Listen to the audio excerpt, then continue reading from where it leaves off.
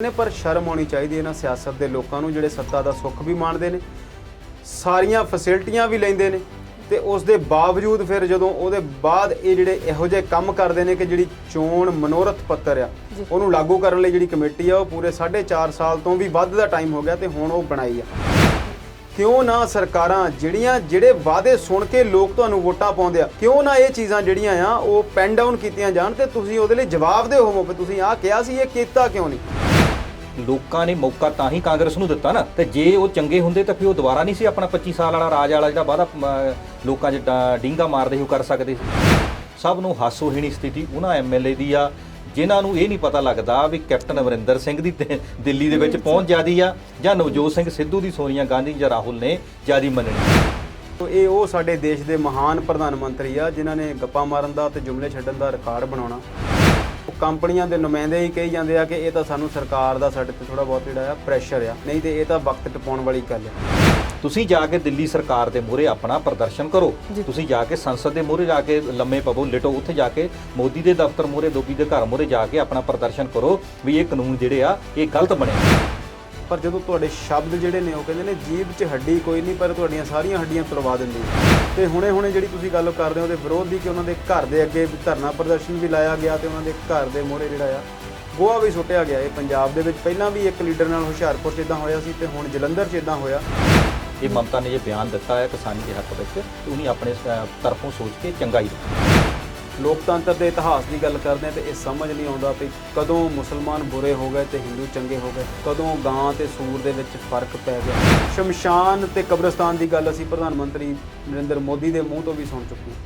ਹਾਲਾਂਕਿ ਉਹਨਾਂ ਦੇ ਮੂੰਹ ਤੋਂ ਅਸੀਂ ਇੰਨੀਆਂ ਗੱਲਾਂ ਸੁਣ ਚੁੱਕੇ ਹਾਂ ਕਿ ਉਹਨਾਂ ਦੀ ਕਿਸੇ ਗੱਲ ਦੇ ਉੱਤੇ ਹੁਣ ਇਹ ਸਮਝ ਨਹੀਂ ਲੱਗਦੀ ਕਿ ਉਹ ਕਹਿਣਾ ਕੀ ਚਾਹੁੰਦੇ ਨੇ ਤੇ ਕਰਨਾ ਕੀ। ਉੱਥੇ ਨਾ ਇਹ ਜਿਹੜੀਆਂ ਛੋਟੀਆਂ ਪਾਰਟੀਆਂ ਇਹਨਾਂ ਨੂੰ ਵੋਟ ਕਟਵੇ ਕਿਹਾ ਜਾਂਦਾ ਕਿ ਸੋਨੂ ਸੂਦ ਪਿਛਲੇ ਦਿਨੀ ਅਰਵਿੰਦ ਕੇਜਰੀਵਾਲ ਦੇ ਨਾਲ ਇੱਕ ਪ੍ਰੈਸ ਕਾਨਫਰੰਸ ਵਿੱਚ ਨਜ਼ਰ ਆਉਂਦੇ ਨੇ। ਉਸੇ ਦਿਨ ਤੋਂ ਭਾਜਪਾ ਨੂੰ ਤਰੇਲੀਆਂ ਆ ਰਹੀਆਂ ਸਨ ਵੀ ਐਡਾ ਵੱਡਾ ਐਕਟਰ, ਐਡਾ ਵੱਡਾ ਸਮਾਜ ਸੇਵੀ ਇਸ ਵੇਲੇ ਅਰਵਿੰਦ ਕੇਜਰੀਵਾਲ ਦੇ ਨਾਲ ਬੈਠ ਕੇ ਕਾਨਫਰੰਸ ਕਰ ਰਿਹਾ। ਇਨਕਮ ਟੈਕਸ ਡਿਪਾਰਟਮੈਂਟ ਨੇ ਸੋਨੂ ਸੂਦ ਨੂੰ ਇੱਕ ਸੁਨੇਹਾ ਦੇਣ ਦੀ ਕੋਸ਼ਿਸ਼ ਕੀਤੀ ਆ ਵੀ ਜਿੱਥੇ ਹੈ ਸਮਾਜ ਸੇਵੀ ਬਣ ਕੇ ਰਹਿ, ਜੇਕਰ ਅਰਵਿੰਦ ਕੇਜਰੀਵਾਲ ਦੇ ਨਾਲ ਜਾ ਕੇ ਬੈਠਣਾ ਆ ਜਾਂ ਆਮ ਆਦਮੀ ਪਾਰਟੀ ਸ਼ਾਮਲ ਹੋਣਾ ਆ ਵੀ ਅੱਜ ਤੱਕ ਤੇਰੇ ਤੇ ਛਾਪੇ ਮਾਰ ਕੇ ਰਿਕਾਰਡ ਹੀ ਦੇਖਿਆ ਗਿਆ ਆ। ਆਉਣ ਵਾਲੇ ਦਿਨਾਂ ਦੇ ਵਿੱਚ ਸੋਨੂ ਸੂਦ ਨੂੰ ਇਹਨਾਂ ਡਿਪਾਰਟਮੈਂਟਾਂ ਰਾਹੀਂ ਮੋਦੀ ਸਰਕਾਰ ਹੋਰ ਵੀ ਚੁੰਡੀ ਵੱਢ ਸਕਦੀ ਆ।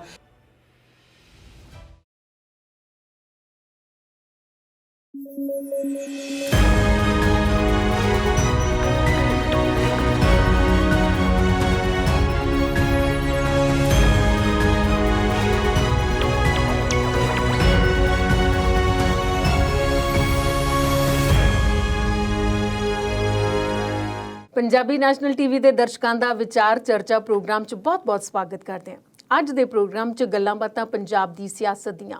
ਪੰਜਾਬ ਦੀ ਸਿਆਸਤ ਕੱਲ ਦਿੱਲੀ 'ਚ ਵੀ ਭਖਣ ਵਾਲੀ ਹੈ। ਉਹ ਕਿਹੜਾ ਮੁੱਦਾ ਹੈ? ਆਈਟੀ ਵਾਲੇ ਨਵੀਂ ਜਗ੍ਹਾ ਤੇ ਛਾਪੇ ਮਾਰੇ ਨੇ। ਉਹ ਛਾਪੇ ਕਿਉਂ ਮਾਰੇ ਜਾ ਰਹੇ ਨੇ? ਚੋਣ ਮਨੋਰਥ ਦੇ ਚਰਚੇ ਇਲੈਕਸ਼ਨ ਤੋਂ ਪਹਿਲਾਂ ਹੀ ਹੋਣ ਲੱਗ ਪਏ ਨੇ। ਅੱਬਾ ਜਾਨ ਤੇ ਚਾਚਾ ਜਾਨ ਦੇ ਚਰਚੇ ਇਸ ਵੇਲੇ ਕਿਉਂ ਹੋ ਰਹੇ ਨੇ? ਇਸ ਤੋਂ ਇਲਾਵਾ ਕੁਝ ਹੋਰ ਮੁੱਦੇ ਵਿਚਾਰਾਂਗੇ ਆਪਣੇ ਮਾਹਿਰ ਮਹਿਮਾਨਾਂ ਦੇ ਨਾਲ। ਤੇ ਅੱਜ ਸਾਡੇ ਨਾਲ ਸਟੂਡੀਓ 'ਚ ਮੌਜੂਦ ਨੇ ਗੁਰਨਾਮ ਸਿੰਘ ਬਿਲਗਾ ਜੀ ਤੇ ਅੰਮ੍ਰਿਤਪਾਲ ਸ਼ਰਮਾ ਜੀ। ਬਹੁਤ-ਬਹੁਤ ਸਵਾਗਤ ਸਰ ਤੁਹਾਡਾ। ਸਤਿ ਸ਼੍ਰੀ ਅਕਾਲ ਜੀ। ਸ਼ਰਮਾ ਜੀ, ਸ਼ੁਰੂਆਤ ਤੁਹਾਡੇ ਤੋਂ ਕਰਦੇ ਹਾਂ। ਪੰਜਾਬ ਦੀ ਸਿਆਸਤ ਦੀ ਗੱਲ ਹੈ। ਚੋਣ ਮਨੋਰਥ ਪੱਤਰ ਵੈਸੇ ਤਾਂ ਇਲੈਕਸ਼ਨ ਜਦੋਂ ਅਨਾਉਂਸ ਹੋ ਜਾਂਦੀਆਂ ਉਦੋਂ ਐਲਾਨ ਕੀਤਾ ਜਾਂਦਾ ਹੈ, ਪਰ ਪੰਜਾਬ 'ਚ ਹਜੇ ਚੋਣਾਂ ਤਾਂ ਐਲਾਨ ਤਾਂ ਹੋਇਆ ਨਹੀਂ ਤੇ ਚੋਣ ਮਨੋਰਥ ਦੇ ਚਰਚੇ ਸ਼ੁਰੂ ਹੋ ਗਏ ਨੇ ਇੰਨੀ ਜਲਦੀ। ਦੇਖੋ ਪਰਮਿੰਦਰ ਜੀ, ਤੁਹਾਨੂੰ ਇੱਕ ਹੋਰ ਘਟਨਾ ਯਾਦ ਹੋਣੀ ਆ ਕਿ 에ਅਰਲਾਈਨਸ ਜਿਹੜੀਆਂ ਆ ਦੁਨੀਆ ਦੀਆਂ, ਉਹਨਾਂ ਦੀ ਜਿਹੜੀ ਆ ਕ੍ਰੈਡੀਬਿਲਿਟੀ ਇਸ ਗੱਲ ਤੋਂ ਪਛਾਣੀ ਜਾਂਦੀ ਆ ਕਿ ਕਿੰਨੇ ਟਾਈਮ ਨਾਲ ਉੱਡਦੀਆਂ ਤੇ ਕਿੰਨੇ ਟਾਈਮ ਨਾਲ ਪਹੁੰਚਦੀਆਂ, ਕਿ ਉਹ ਟਾਈਮ ਨੂੰ ਲੈ ਕੇ ਸੈਂਸਿਟਿਵ ਨੇ। ਤੇ ਇਦਾਂ ਹੀ ਸਾਰੀ ਦੁਨੀਆ ਦੇ ਵਿੱਚ ਜਿਹੜੀਆਂ ਰੇਲਾਂ ਆ ਉਹ ਵੀ ਬਹੁਤ ਇਸ ਤਰੀਕੇ ਦੇ ਨਾਲ ਨੋਟ ਕੀਤੀਆਂ ਜਾਂਦੀਆਂ। ਤੇ ਭਾਰਤੀ ਰੇਲ ਤੁਹਾਨੂੰ ਯਾਦ ਆ ਕਿ 10 ਸਾਲ ਪਹਿਲਾਂ ਤੱਕ ਲੇਟ ਲਤੀਫੀ ਲਈ ਬਹੁਤ ਮਸ਼ਹੂਰ ਮੰਨੀ ਜਾਂਦੀ ਸੀ। ਤੇ ਇੱਕ ਵਾਰ ਕੁਝ ਲੋਕ ਰੇਲਵੇ ਸਟੇਸ਼ਨ ਤੇ ਖੜੇ ਸੀ ਤੇ ਗੱਡੀ ਜਿਹੜੀ ਸੀ ਉਹ 4 ਵਜੇ ਆਉਣੀ ਸੀ ਤੇ ਉਹ ਗੱਡੀ ਉਡੀਕਦੇ ਕਾਫੀ ਟਾਈਮ ਹੋ ਗਿਆ ਤੇ ਪੂਰੇ 4 ਵਜੇ ਗੱਡੀ ਉਹ ਆ ਗਈ। ਲੋਕ ਟਾਈਮ ਤੋਂ ਪਹਿਲਾਂ ਪਹੁੰਚ ਜਾਂਦੇ ਸੀ ਤੇ ਲੋਕਾਂ ਨੇ ਬੜੀ ਖੁਸ਼ੀ ਮਨਾਈ ਕਿ ਅੱਜ ਭਾਰਤੀ ਜਿਹੜੀ ਰੇਲ ਆ ਉਹ ਟਾਈਮ ਤੇ ਆ ਗਈ। ਤੇ ਉਹ ਸਟੇਸ਼ਨ ਮਾਸਟਰ ਨੇ ਦੱਸਿਆ ਕਿ ਟਾਈਮ ਤੇ ਨਹੀਂ ਆਈ, ਇਹ ਕੱਲ੍ਹ ਵਾਲੀ ਗੱਡੀ ਆ, 24 ਘੰਟੇ ਲੇਟ ਆ। ਸੋ ਇਹ ਜਿਹੜੇ ਤੁਸੀਂ ਚੋਣ ਮਨੋਰਥ ਪੱਤਰ ਦੀ ਗੱਲ ਕੀਤੀ ਆ ਉਹ ਬਿਲਕੁਲ ਠੀਕ ਆ ਕਿ ਉਹ ਚੋਣਾਂ ਜਦੋਂ ਐਲਾਨ ਹੋ ਜਾਂਦੀਆਂ ਫਿਰ ਇਹ ਪਾਰਟੀਆਂ ਆਪਣੇ ਚੋਣ ਮਨੋਰਥ ਪੱਤਰ ਬਣਾਉਂਦੀਆਂ ਨੇ ਤੇ ਉਹਦਾ ਜਿਹੜੇ ਪਰਚੇ ਛਾਪ ਕੇ ਵੰਡਦੀਆਂ ਨੇ ਤੇ ਉਹਦਾ ਪ੍ਰਚਾਰ ਪ੍ਰਸਾਰ ਵੀ ਖੂਬ ਕਰਦੀਆਂ ਨੇ ਕਿ ਅਸੀਂ ਇਹ ਜਿਹੜਾ ਚੋਣ ਮਨੋਰਥ ਪੱਤਰ ਬਣਾਇਆ ਉਹ ਸਾਡੀ ਅਗਲੇ ਆਉਣ ਵਾਲੇ 5 ਸਾਲ ਦੀ ਜਿਹੜੀ ਕਾਰਜਕਾਰੀ ਆ ਉਹ ਤੈਅ ਕਰੇਗਾ। ਪਰ ਜਿਹੜੀ ਅੱਜ ਤੁਸੀਂ ਗੱਲ ਕਰਦੇ ਆ ਪੰਜਾਬ ਕਾਂਗਰਸ ਦੀ ਜਿਹੜੀ ਸਰਕਾਰ ਆ ਪੰਜਾਬ ਦੇ ਵਿੱਚ ਕਾਂਗਰਸ ਪਾਰਟੀ ਦੀ, ਉਹਨਾਂ ਨੇ ਚੋਣ ਮਨੋਰਥ ਲਾਗੂ ਕਰਨ ਲਈ ਇੱਕ ਕਮੇਟੀ ਬਣਾਈ ਜੀ 6 ਮੈਂਬਰੀ। ਲਾਲ ਸਿੰਘ ਨੂੰ ਉਹਦੇ ਬਣਾਇਆ ਹੈਗਾ ਚੇਅਰਮੈਨ, ਉਹਦੇ ਨਾਲ ਕੁਸ਼ਲਦੀਪ ਢਿੱਲੋਂ, ਸੁਰਿੰਦਰ ਕੁਮਾਰ ਡਾਵਰ ਤੇ ਰਾਜ ਕੁਮਾਰ ਚੱਬੇਵਾਲ ਇਹ MLA ਨੇ, ਕੈਪਟਨ ਸੰਦੀਪ ਸੰਧੂ ਤੇ ਇੱਕ ਮਨਦੀਪ ਬਾਜਵਾ, ਇਹ ਮੈਨੂੰ ਲੱਗਦਾ ਕਿ ਕੈਪਟਨ ਸਾਹਿਬ ਦੀ ਆਪਣੀ ਟੀਮ ਦੇ ਬੰਦੇ ਨੇ ਜੀ। ਸੋ ਇਹ ਇਹਨਾਂ ਨੇ ਪਿਛਲੇ ਸਾਲ ਦੀ ਜਿਹੜੀ ਚੋਣ ਵਾਅਦੇ ਕੀਤੇ ਹੋਏ ਨੇ ਉਹਨਾਂ ਨੂੰ ਲਾਗੂ ਕਰਨ ਲਈ ਕਮੇਟੀ ਬਣਾਈ ਆ। ਤੁਸੀਂ ਫਿਕਰ ਨਾ ਕਰੋ, ਇਹ ਟਾਈਮ ਨਾਲ ਨਹੀਂ ਹੈਗਾ, ਇਹ ਤਾਂ ਪੂਰੇ 4.5 ਸਾਲ ਲੇਟ ਨੇ। ਜੀ ਹੋਣਾ ਤਾਂ ਇਹ ਚਾਹੀਦਾ ਸੀ ਕਿ ਹੁਣ ਇੱਕ ਕਮੇਟੀ ਬਣਦੀ ਜਿਹੜੀ ਆਉਣ ਵਾਲੇ 5 ਸਾਲਾਂ ਲਈ ਇਹਨਾਂ ਸਾਰੇ ਵਾਅਦਿਆਂ ਨੂੰ ਜਿਹੜੇ ਨਵੇਂ ਕਰਨੇ ਨੇ ਉਹਨਾਂ ਦੀ ਰੂਪਰੇਖਾ ਤਿਆਰ ਕਰਨ ਲਈ ਜਾਂ ਚੋਣ ਮਨੋਰਥ ਪੱਤਰ ਤਿਆਰ ਕਰਨ ਲਈ ਕਮੇਟੀ ਬਣਾਈ ਜਾਂਦੀ। ਪਰ ਹੁਣ ਤਾਂ ਇਹ ਪਿਛਲੀ ਵਾਰ ਦੇ ਜਿਹੜੇ ਵਾਅਦੇ ਨੇ ਉਹਨਾਂ ਨੂੰ ਪੂਰਾ ਕਰਨ ਲਈ ਜਾਂ ਉਹਨਾਂ ਨੂੰ ਲਾਗੂ ਕਰਨ ਲਈ ਇੱਕ ਕਮੇਟੀ ਬਣਾਈ ਆ। ਇੱਥੇ ਹੁਣ ਕਈ ਵਾਰ ਉਹ ਸ਼ਬਦ ਫਿਰ ਭੈੜੇ ਲੱਗਦੇ ਨੇ, ਪਰ ਸ਼ਰਮ ਆਉਣੀ ਚਾਹੀਦੀ ਇਹਨਾਂ ਸਿਆਸਤ ਦੇ ਲੋਕਾਂ ਨੂੰ ਜਿਹੜੇ ਸੱਤਾ ਦਾ ਸੁੱਖ ਵੀ ਮਾਣਦੇ ਨੇ, ਸਾਰੀਆਂ ਫੈਸਿਲਿਟੀਆਂ ਵੀ ਲੈਂਦੇ ਨੇ, ਤੇ ਉਸ ਦੇ ਬਾਵਜੂਦ ਫਿਰ ਜਦੋਂ ਉਹਦੇ ਬਾਅਦ ਇਹ ਜਿਹੜੇ ਇਹੋ ਜਿਹੇ ਕੰਮ ਕਰਦੇ ਨੇ ਕਿ ਜਿਹੜੀ ਚੋਣ ਮਨੋਰਥ ਪੱਤਰ ਆ ਉਹਨੂੰ ਲਾਗੂ ਕਰਨ ਲਈ ਜਿਹੜੀ ਕਮੇਟੀ ਆ ਉਹ ਪੂਰੇ 4.5 ਸਾਲ ਤੋਂ ਵੀ ਵੱਧ ਦਾ ਟਾਈਮ ਹੋ ਗਿਆ ਤੇ ਹੁਣ ਉਹ ਬਣਾਈ ਆ। ਫਿਰ ਇਹਨਾਂ ਨੂੰ ਉਹ ਕਿਸਾਨ ਆਗੂਆਂ ਦੀਆਂ ਕਈਆਂ ਹੋਈਆਂ ਗੱਲਾਂ ਜਾਂ ਜਦੋਂ ਕੋਈ ਇਹਨਾਂ ਨੂੰ ਸਿਆਣਾ ਬੰਦਾ ਇਹਨਾਂ ਦੇ ਸਾਹਮਣੇ ਸ਼ੀਸ਼ਾ ਦਿਖਾਉਂਦਾ ਤੇ ਇਹਨਾਂ ਨੂੰ ਕੋਈ ਸਵਾਲ ਪੁੱਛਦਾ ਆ ਤੇ ਫਿਰ ਇਹ ਉੱਥੋਂ ਦੌੜਦੇ ਨੇ ਜਾਂ ਟਾਲਾ ਵੱਟਦੇ ਨੇ। ਕੱਲ ਪ੍ਰਧਾਨ ਸਾਹਿਬ ਨੇ ਪ੍ਰੈਸ ਕਾਨਫਰੰਸ ਕੀਤੀ ਤੇ ਪ੍ਰੈਸ ਕਾਨਫਰੰਸ ਦੇ ਵਿੱਚ, ਪ੍ਰੈਸ ਕਾਨਫਰੰਸ ਦਾ ਮਤਲਬ ਹੁੰਦਾ ਕਿ ਤੁਸੀਂ ਪ੍ਰੈਸ ਦੇ ਨੁਮਾਇੰਦਿਆਂ ਦੇ ਸਵਾਲਾਂ ਦੇ ਜਵਾਬ ਦੇਣੇ ਆ, ਨਾ ਕਿ ਤੁਸੀਂ ਆਪਣੀ ਗੱਲ ਸਿਰਫ ਰੱਖਣੀ ਆ। ਜੇ ਆਪਣੀ ਗੱਲ ਹੀ ਰੱਖਣੀ ਸੀ ਤਾਂ ਫਿਰ ਤੁਸੀਂ ਟਵਿੱਟਰ ਤੇ ਫੇਸਬੁੱਕ ਤੇ ਅੱਗੇ ਵੀ ਤਾਂ ਰੱਖੀ ਜਾਂਦੇ ਆ। ਤੇ ਇਸੇ ਗੱਲ ਲਈ ਪਿਛਲੇ 7 ਸਾਲਾਂ ਤੋਂ ਪ੍ਰਧਾਨ ਮੰਤਰੀ ਮੋਦੀ ਦੀ ਬੜੀ ਵਾਹਵਾਹੀ ਹੁੰਦੀ ਆ ਕਿ ਉਹ ਕਦੇ ਪ੍ਰੈਸ ਕਾਨਫਰੰਸ ਕਰਦੇ ਹੀ ਨਹੀਂ। ਉਹ ਦੂਜੇ ਕਿਸੇ ਦੀ ਗੱਲ ਸੁਣਦੇ ਹੀ ਨਹੀਂ, ਸਿਰਫ ਮਨ ਕੀ ਬਾਤ ਕਰਦੇ ਆ। ਸੋ ਇਹਨਾਂ ਨੇ ਜੋ ਇੱਕ ਸਿਆਸਤ ਦਾ ਇੱਕ ਤਰੀਕਾ ਬਣਾ ਲਿਆ, ਸਾਰੀਆਂ ਜਿਹੜੀਆਂ ਚੀਜ਼ਾਂ ਆ ਉਹਨਾਂ ਨੂੰ ਕਾਬੂ ਕਰਨ ਦਾ, ਕੰਟਰੋਲ ਕਰਨ ਦਾ ਜੋ ਇੱਕ ਨਿਜ਼ਾਮ ਇੱਕ ਨਵੇਂ ਤਰੀਕੇ ਨਾਲ ਬਣਾ ਲਿਆ। ਵੱਡੇ ਵੱਡੇ ਜਿਹੜੇ ਪੱਤਰਕਾਰ ਨੇ ਜਾਂ ਜਰਨਲਿਸਟ ਨੇ ਜਾਂ ਸਮਾਜ ਦੇ ਲੋਕ ਨੇ ਉਹ ਕਹਿੰਦੇ ਨੇ ਕਿ ਇਹ ਸਾਰੇ ਹੀ ਸਮਾਜ ਨੂੰ, ਸਾਰੇ ਮੁਲਕ ਨੂੰ ਸਿਰਫ ਕੰਟਰੋਲ ਕਰਨਾ ਚਾਹੁੰਦੇ ਨੇ ਕਿ ਜੋ ਅਸੀਂ ਕਹਿੰਦੇ ਆ ਉਹੀ ਠੀਕ ਆ।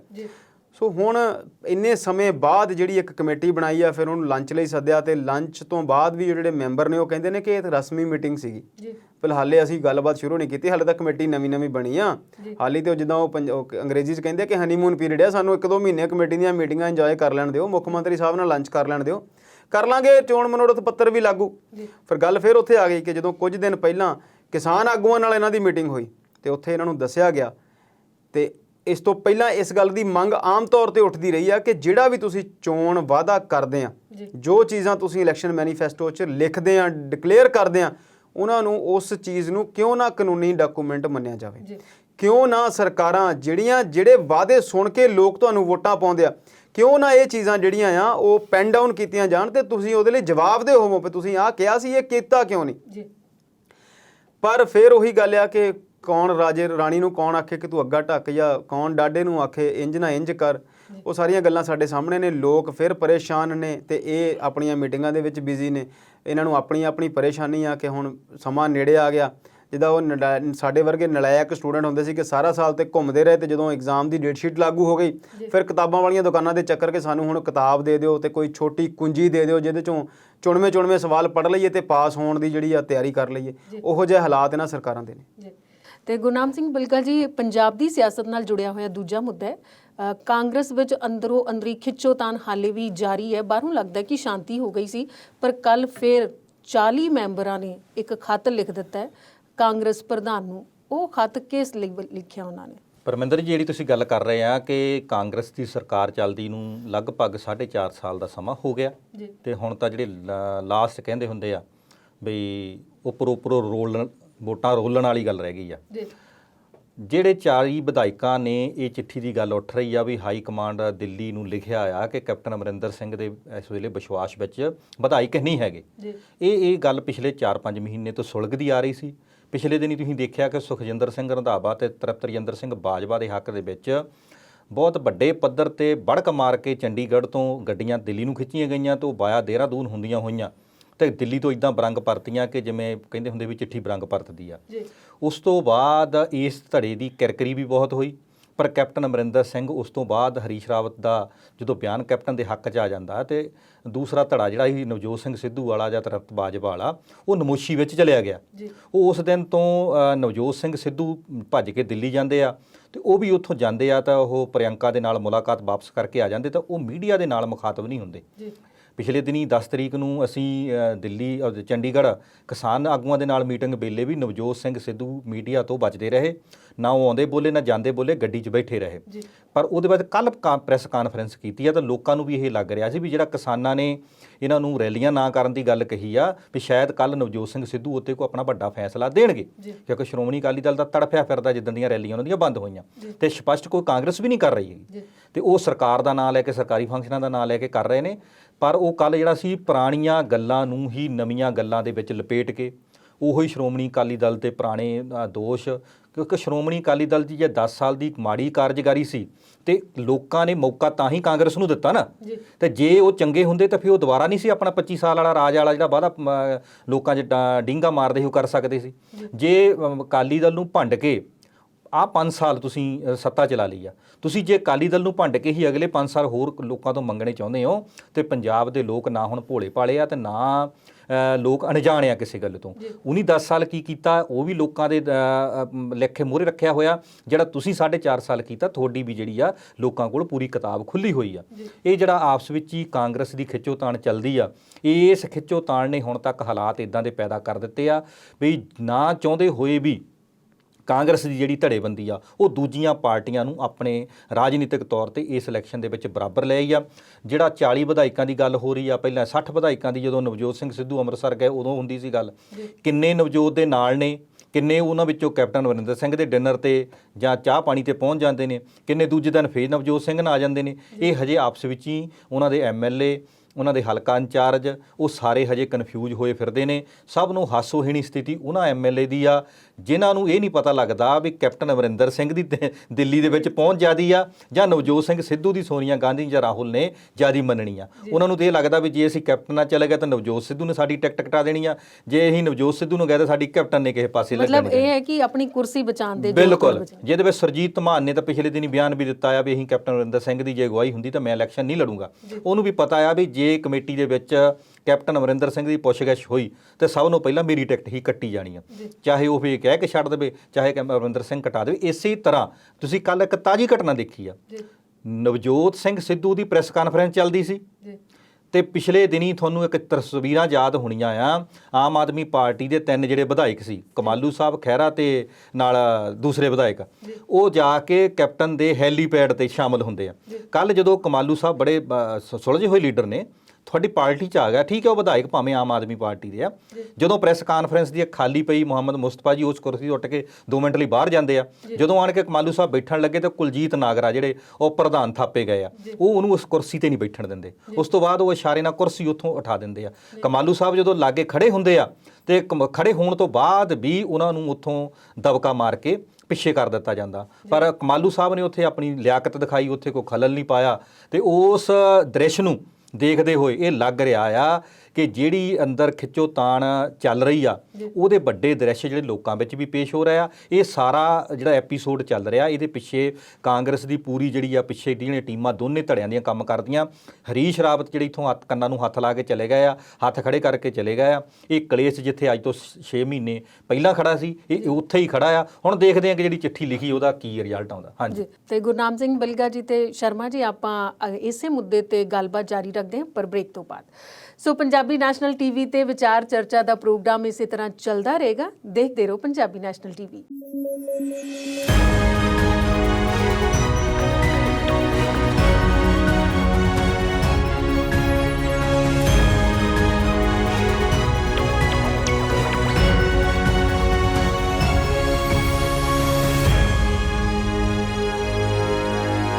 ਬ੍ਰੇਕ ਤੋਂ ਬਾਅਦ ਵਿਚਾਰ ਚਰਚਾ ਪ੍ਰੋਗਰਾਮ 'ਚ ਦਰਸ਼ਕਾਂ ਦਾ ਸਵਾਗਤ ਕਰਦੇ ਹਾਂ। ਅੰਮ੍ਰਿਤਪਾਲ ਸ਼ਰਮਾ ਜੀ, ਗੱਲ ਹੁਣ ਨਾ ਉਸ ਮੁੱਦੇ ਦੀ ਕਰਨੀ ਹੈ ਜਿਹੜਾ ਬੜਾ ਭਖਿਆ ਸੀ ਇਸ ਵੇਲੇ ਕਿ ਬੇਰੁਜ਼ਗਾਰੀ ਬੜੀ ਵੱਧ ਗਈ ਹੈ, ਕੋਵਿਡ ਕਰਕੇ ਵਧੀ ਜਾਂ ਸਰਕਾਰ ਦੀਆਂ ਨੀਤੀਆਂ ਕਰਕੇ। ਪਰ ਹੁਣ ਪੰਜਾਬ ਸਰਕਾਰ ਨੌਕਰੀਆਂ ਦੇਣ ਦੀ ਗੱਲ ਕਰ ਰਹੀ ਹੈ। ਕਿੰਨਾਂ ਨੂੰ ਨੌਕਰੀਆਂ ਦੇਣੀਆਂ ਤੇ ਕਿੰਨੀਆਂ ਕੁ ਨੌਕਰੀਆਂ ਦੇ ਰਹੀ ਹੈ?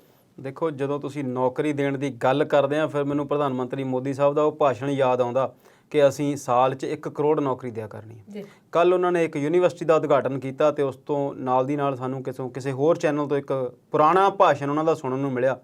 2017 'ਚ ਉਹਨਾਂ ਨੇ ਪਟਨਾ ਯੂਨੀਵਰਸਿਟੀ 'ਚ ਜਾ ਕੇ ਭਾਸ਼ਣ ਦਿੱਤਾ ਸੀ ਕਿ ਭਾਰਤ ਦੀਆਂ 10 ਪ੍ਰਾਈਵੇਟ ਤੇ 10 ਸਰਕਾਰੀ ਯੂਨੀਵਰਸਿਟੀਆਂ ਨੂੰ ਟੌਪ ਕਲਾਸ ਬਣਾਇਆ ਜਾਏਗਾ। ਦੁਨੀਆ ਦੀਆਂ ਪਹਿਲੀਆਂ 500 ਯੂਨੀਵਰਸਿਟੀਆਂ 'ਚ ਉਹਨਾਂ ਦਾ ਨੰਬਰ ਆਵੇਗਾ ਜੀ। ਤੇ ਨਾਲ ਹੀ ਉਹਨਾਂ ਨੇ ਕਿਹਾ ਕਿ ਇਹ ਬਣਾਉਣੀਆਂ ਕਿੱਦਾਂ ਆ, ਇਹ 20 ਯੂਨੀਵਰਸਿਟੀਆਂ, ਇਹਨਾਂ ਨੂੰ 10,000 ਕਰੋੜ ਰੁਪਏ ਦਾ ਬਜਟ ਅਸੀਂ ਐਲੋਕੇਟ ਕਰਨਾ।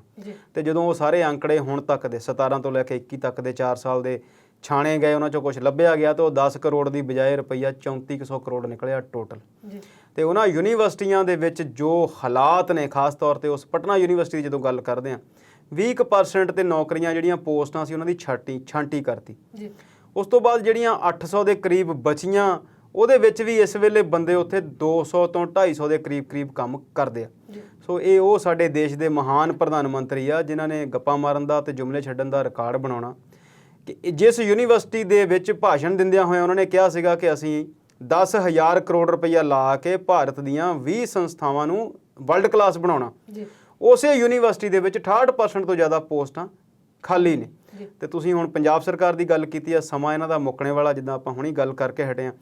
ਤੇ ਇਹਨਾਂ ਨੇ ਵੀ ਹੁਣ ਰੁਜ਼ਗਾਰ ਦੀ ਜਿਹੜੀ ਗੱਲ ਕੀਤੀ ਆ, ਕੈਪਟਨ ਸਾਹਿਬ ਦੇ ਛੋਟੇ ਕਲਿੱਪ ਭਾਸ਼ਣ ਸਾਰੇ ਰੇਡੀਓ ਚੈਨਲਾਂ ਤੇ ਟੀਵੀ ਚੈਨਲਾਂ ਤੇ ਵੱਖ-ਵੱਖ ਤੇ ਚੱਲਦੇ ਨੇ। ਉਹ ਕਹਿ ਰਹੇ ਨੇ ਕਿ ਅਸੀਂ ਘਰ ਰੁਜ਼ਗਾਰ ਦੇਣ ਲਈ ਜਿਹੜੇ ਮੇਲੇ ਲਾਉਣੇ ਸੀ, ਰੁਜ਼ਗਾਰ ਮੇਲੇ, ਉਹ ਲਾਏ, ਅਸੀਂ ਬਹੁਤ ਲੋਕਾਂ ਨੂੰ ਨੌਕਰੀਆਂ ਦਿੱਤੀਆਂ ਤੇ ਫਿਰ ਉਹ ਕੋਵਿਡ ਦੇ ਦੌਰਾਨ ਉਹ ਬੰਦ ਹੋ ਗਿਆ ਤੇ ਹੁਣ ਅਸੀਂ ਫਿਰ ਜਿਹੜੇ ਆ ਪੂਰੇ ਪੰਜਾਬ ਦੇ ਵਿੱਚ ਉਹ ਜਿਹੜੇ ਰੁਜ਼ਗਾਰ ਮੇਲੇ ਲਾ ਰਹੇ ਆ। ਉਹਨਾਂ ਰੁਜ਼ਗਾਰ ਮੇਲਿਆਂ ਦਾ ਤੁਸੀਂ ਹਾਲ ਦੇਖਣਾ ਤੇ ਕਦੇ ਵੀ ਤੁਸੀਂ ਕਿਸੇ ਵੀ ਕਾਲਜ ਦੇ ਵਿੱਚ ਜਿੱਥੇ ਉਹ ਲੱਗਦੇ ਨੇ ਉੱਥੇ ਜਾ ਕੇ ਦੇਖ ਲਓ, ਉਹ ਕੰਪਨੀਆਂ ਦੇ ਨੁਮਾਇੰਦੇ ਹੀ ਕਹੀ ਜਾਂਦੇ ਆ ਕਿ ਇਹ ਤਾਂ ਸਾਨੂੰ ਸਰਕਾਰ ਦਾ ਸਾਡੇ ਤੇ ਥੋੜਾ ਬਹੁਤ ਜਿਹੜਾ ਆ ਪ੍ਰੈਸ਼ਰ ਆ, ਨਹੀਂ ਤੇ ਇਹ ਤਾਂ ਵਕਤ ਟਪਾਉਣ ਵਾਲੀ ਗੱਲ ਆ। ਤੇ ਜੋ ਉੱਥੇ ਜਿੰਨੇ ਕੁ ਗਿਣਤੀ 'ਚ ਸਟੂਡੈਂਟ, ਵਿਦਿਆਰਥੀ, ਨੌਕਰੀਆਂ ਲਈ ਪ੍ਰਾਰਥੀ ਉੱਥੇ ਪਹੁੰਚ ਰਹੇ ਨੇ, ਉਹ ਵੀ ਆਪਣੇ ਆਪ ਦੇ ਵਿੱਚ ਇੱਕ ਦੇਖਣਯੋਗ ਘਟਨਾ ਆ। ਤੇ ਸਰਕਾਰੀ ਨੌਕਰੀਆਂ ਦੀ ਜੇ ਤੁਸੀਂ ਗੱਲ ਕਰੋ ਤੇ 34 ਵਿਭਾਗਾਂ ਨੂੰ ਰੁਜ਼ਗਾਰ ਉਤਪਤੀ ਵਿਭਾਗ ਐਂਡ ਸਕਿੱਲ ਸੈਂਟਰ ਜਿਹੜਾ ਇੱਕ ਪੰਜਾਬ ਸਰਕਾਰ ਦਾ ਅਦਾਰਾ ਆ, ਰਾਹੁਲ ਤਿਵਾੜੀ ਉਹਦੇ ਸਕੱਤਰ ਨੇ, ਉਹਨਾਂ ਨੇ 34 ਵਿਭਾਗਾਂ ਦੇ ਨਾਲ ਤਾਲਮੇਲ ਬਣਾਇਆ ਵੀ 22,000 ਦੇ ਨੇੜੇ ਤੇੜੇ ਜਿਹੜੀਆਂ ਨੌਕਰੀਆਂ ਆ ਉਹਨਾਂ ਦੇ ਵਿੱਚ ਭਰਤੀ ਦੀ ਪ੍ਰਕਿਰਿਆ ਜਿਹੜੀ ਆ ਉਹ 10 ਜਾਂ 12 ਅਕਤੂਬਰ ਤੱਕ ਜਿਹੜੀ ਆ ਉਹ ਪੂਰੀ ਕਰਨ ਦੀ ਗੱਲ ਉਹਨਾਂ ਨੇ ਕੀਤੀ ਆ। ਪ੍ਰਮੁੱਖ ਸਕੱਤਰ ਵਿਨੀ ਮਹਾਜਨ ਨੇ ਵੀ ਇਹਨਾਂ ਸਾਰੇ ਡਿਪਾਰਟਮੈਂਟਸ ਦੇ ਨਾਲ ਤੇ ਨਾਲ ਹੀ ਇਹਨਾਂ ਦੇ ਅਧਿਕਾਰੀਆਂ ਦੇ ਨਾਲ ਇੱਕ ਤਾਲਮੇਲ ਬਣਾਇਆ ਤੇ ਇਹਨਾਂ ਦੀ ਗੱਲਬਾਤ ਹੋ ਰਹੀ ਆ ਕਿ 20-22,000 ਪੋਸਟ ਜਿਹੜੀ ਆ ਆਉਣ ਵਾਲੇ ਦਿਨਾਂ ਦੇ ਵਿੱਚ ਛੇਤੀ ਭਰੀ ਜਾਵੇ। ਇਸ ਤੋਂ ਪਹਿਲਾਂ ਦੀ ਕੈਬਨਿਟ ਮੀਟਿੰਗ ਦੇ ਵਿੱਚ 61,000 ਦੀ ਜਿਹੜੀ ਮਨਜ਼ੂਰੀ ਆ ਉਹ ਕੈਬਨਿਟ ਆਲਰੇਡੀ ਦੇ ਚੁੱਕੀ ਆ। ਸੋ ਕਰਾ ਕੇ ਕੋਈ ਲੱਖ ਦੇ ਨੇੜੇ ਤੇੜੇ ਇਹ ਪੋਸਟਾਂ ਭਰਨ ਦੀ ਜਿਹੜੀ ਕਵਾਇਦ ਆ ਉਹ ਸ਼ੁਰੂ ਕੀਤੀ ਜਾ ਚੁੱਕੀ ਆ। ਜੇਕਰ ਇਹਦੇ ਤੇ ਫੇਰ ਕੋਈ ਰਿਟ ਪਟੀਸ਼ਨ ਦਾਇਰ ਨਾ ਹੋਵੇ, ਕੋਈ ਮਸਲਾ ਨਾ ਬਣੇ ਤੇ ਹੋ ਸਕਦਾ ਇੱਕ ਚੰਗੀ ਖਬਰ ਹੋਵੇਗੀ ਪੰਜਾਬ ਲਈ। 3 ਕਰੋੜ ਦੇ ਨੇੜੇ ਤੇੜੇ ਆਬਾਦੀ ਆ, ਜੇ ਲੱਖ ਬੰਦੇ ਨੂੰ ਵੀ ਰੁਜ਼ਗਾਰ ਮਿਲਦਾ ਤੇ ਇੱਕ ਬਹੁਤ ਹੀ ਚੰਗਾ ਉਦਮ ਆ।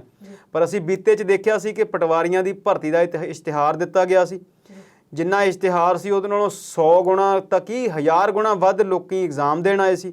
ਤੇ ਕੁਝ ਦਿਨਾਂ ਬਾਅਦ ਹੀ ਡਿਪਾਰਟਮੈਂਟ ਵੱਲੋਂ ਇੱਕ ਹੋਰ ਪੱਤਰ ਜਾਰੀ ਕਰਤਾ ਗਿਆ ਜਿਹਦੇ 'ਚ ਇਹ ਕਿਹਾ ਗਿਆ ਸੀਗਾ ਕਿ ਰਿਟਾਇਰ ਹੋਏ ਬੰਦੇ ਜਿਹੜੇ ਨੇ ਦੁਬਾਰਾ ਭਰਤੀ, ਉਹ ਇੱਕ ਮੁਸ਼ਤ ਕੋਈ 20 ਜਾਂ 25,000 ਤਨਖਾਹ ਦੇ ਉੱਤੇ ਆਉਣ ਵਾਲੇ 2-3 ਸਾਲ ਲਈ ਫਿਰ ਭਰਤੀ ਕਰ ਲਏ ਗਏ ਨੇ। ਸੋ ਕਿੰਨਾ ਕੁ ਲੋਕ ਇਹਨਾਂ ਦਾ ਵਿਰੋਧ ਕਰਨਗੇ, ਕਿੰਨੇ ਕੁ ਪ੍ਰਦਰਸ਼ਨ ਕਰਨਗੇ, ਕਿੰਨੇ ਕੁ ਧਰਨੇ ਲਾਉਣਗੇ।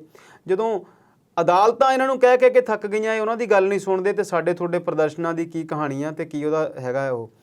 ਪਰ ਕੁੱਲ ਮਿਲਾ ਕੇ ਇਹ ਇੱਕ ਚੰਗੀ ਖਬਰ ਆ।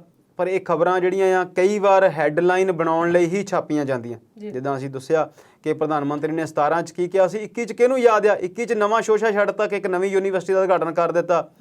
ਤੇ ਇਹ ਹਾਲ ਜਿਹੜਾ ਆ ਕਮੋਵੇਸ਼ ਘੱਟ ਜਾਂ ਕਿਤੇ ਵੱਧ ਸਾਰੇ ਹੀ ਮੁਲਕ ਦਾ ਹੋਇਆ ਪਿਆ ਤੇ ਪੰਜਾਬ ਸਰਕਾਰ ਵੀ ਉਹ ਤੋਂ ਅਛੂਤ ਨਹੀਂ ਆ।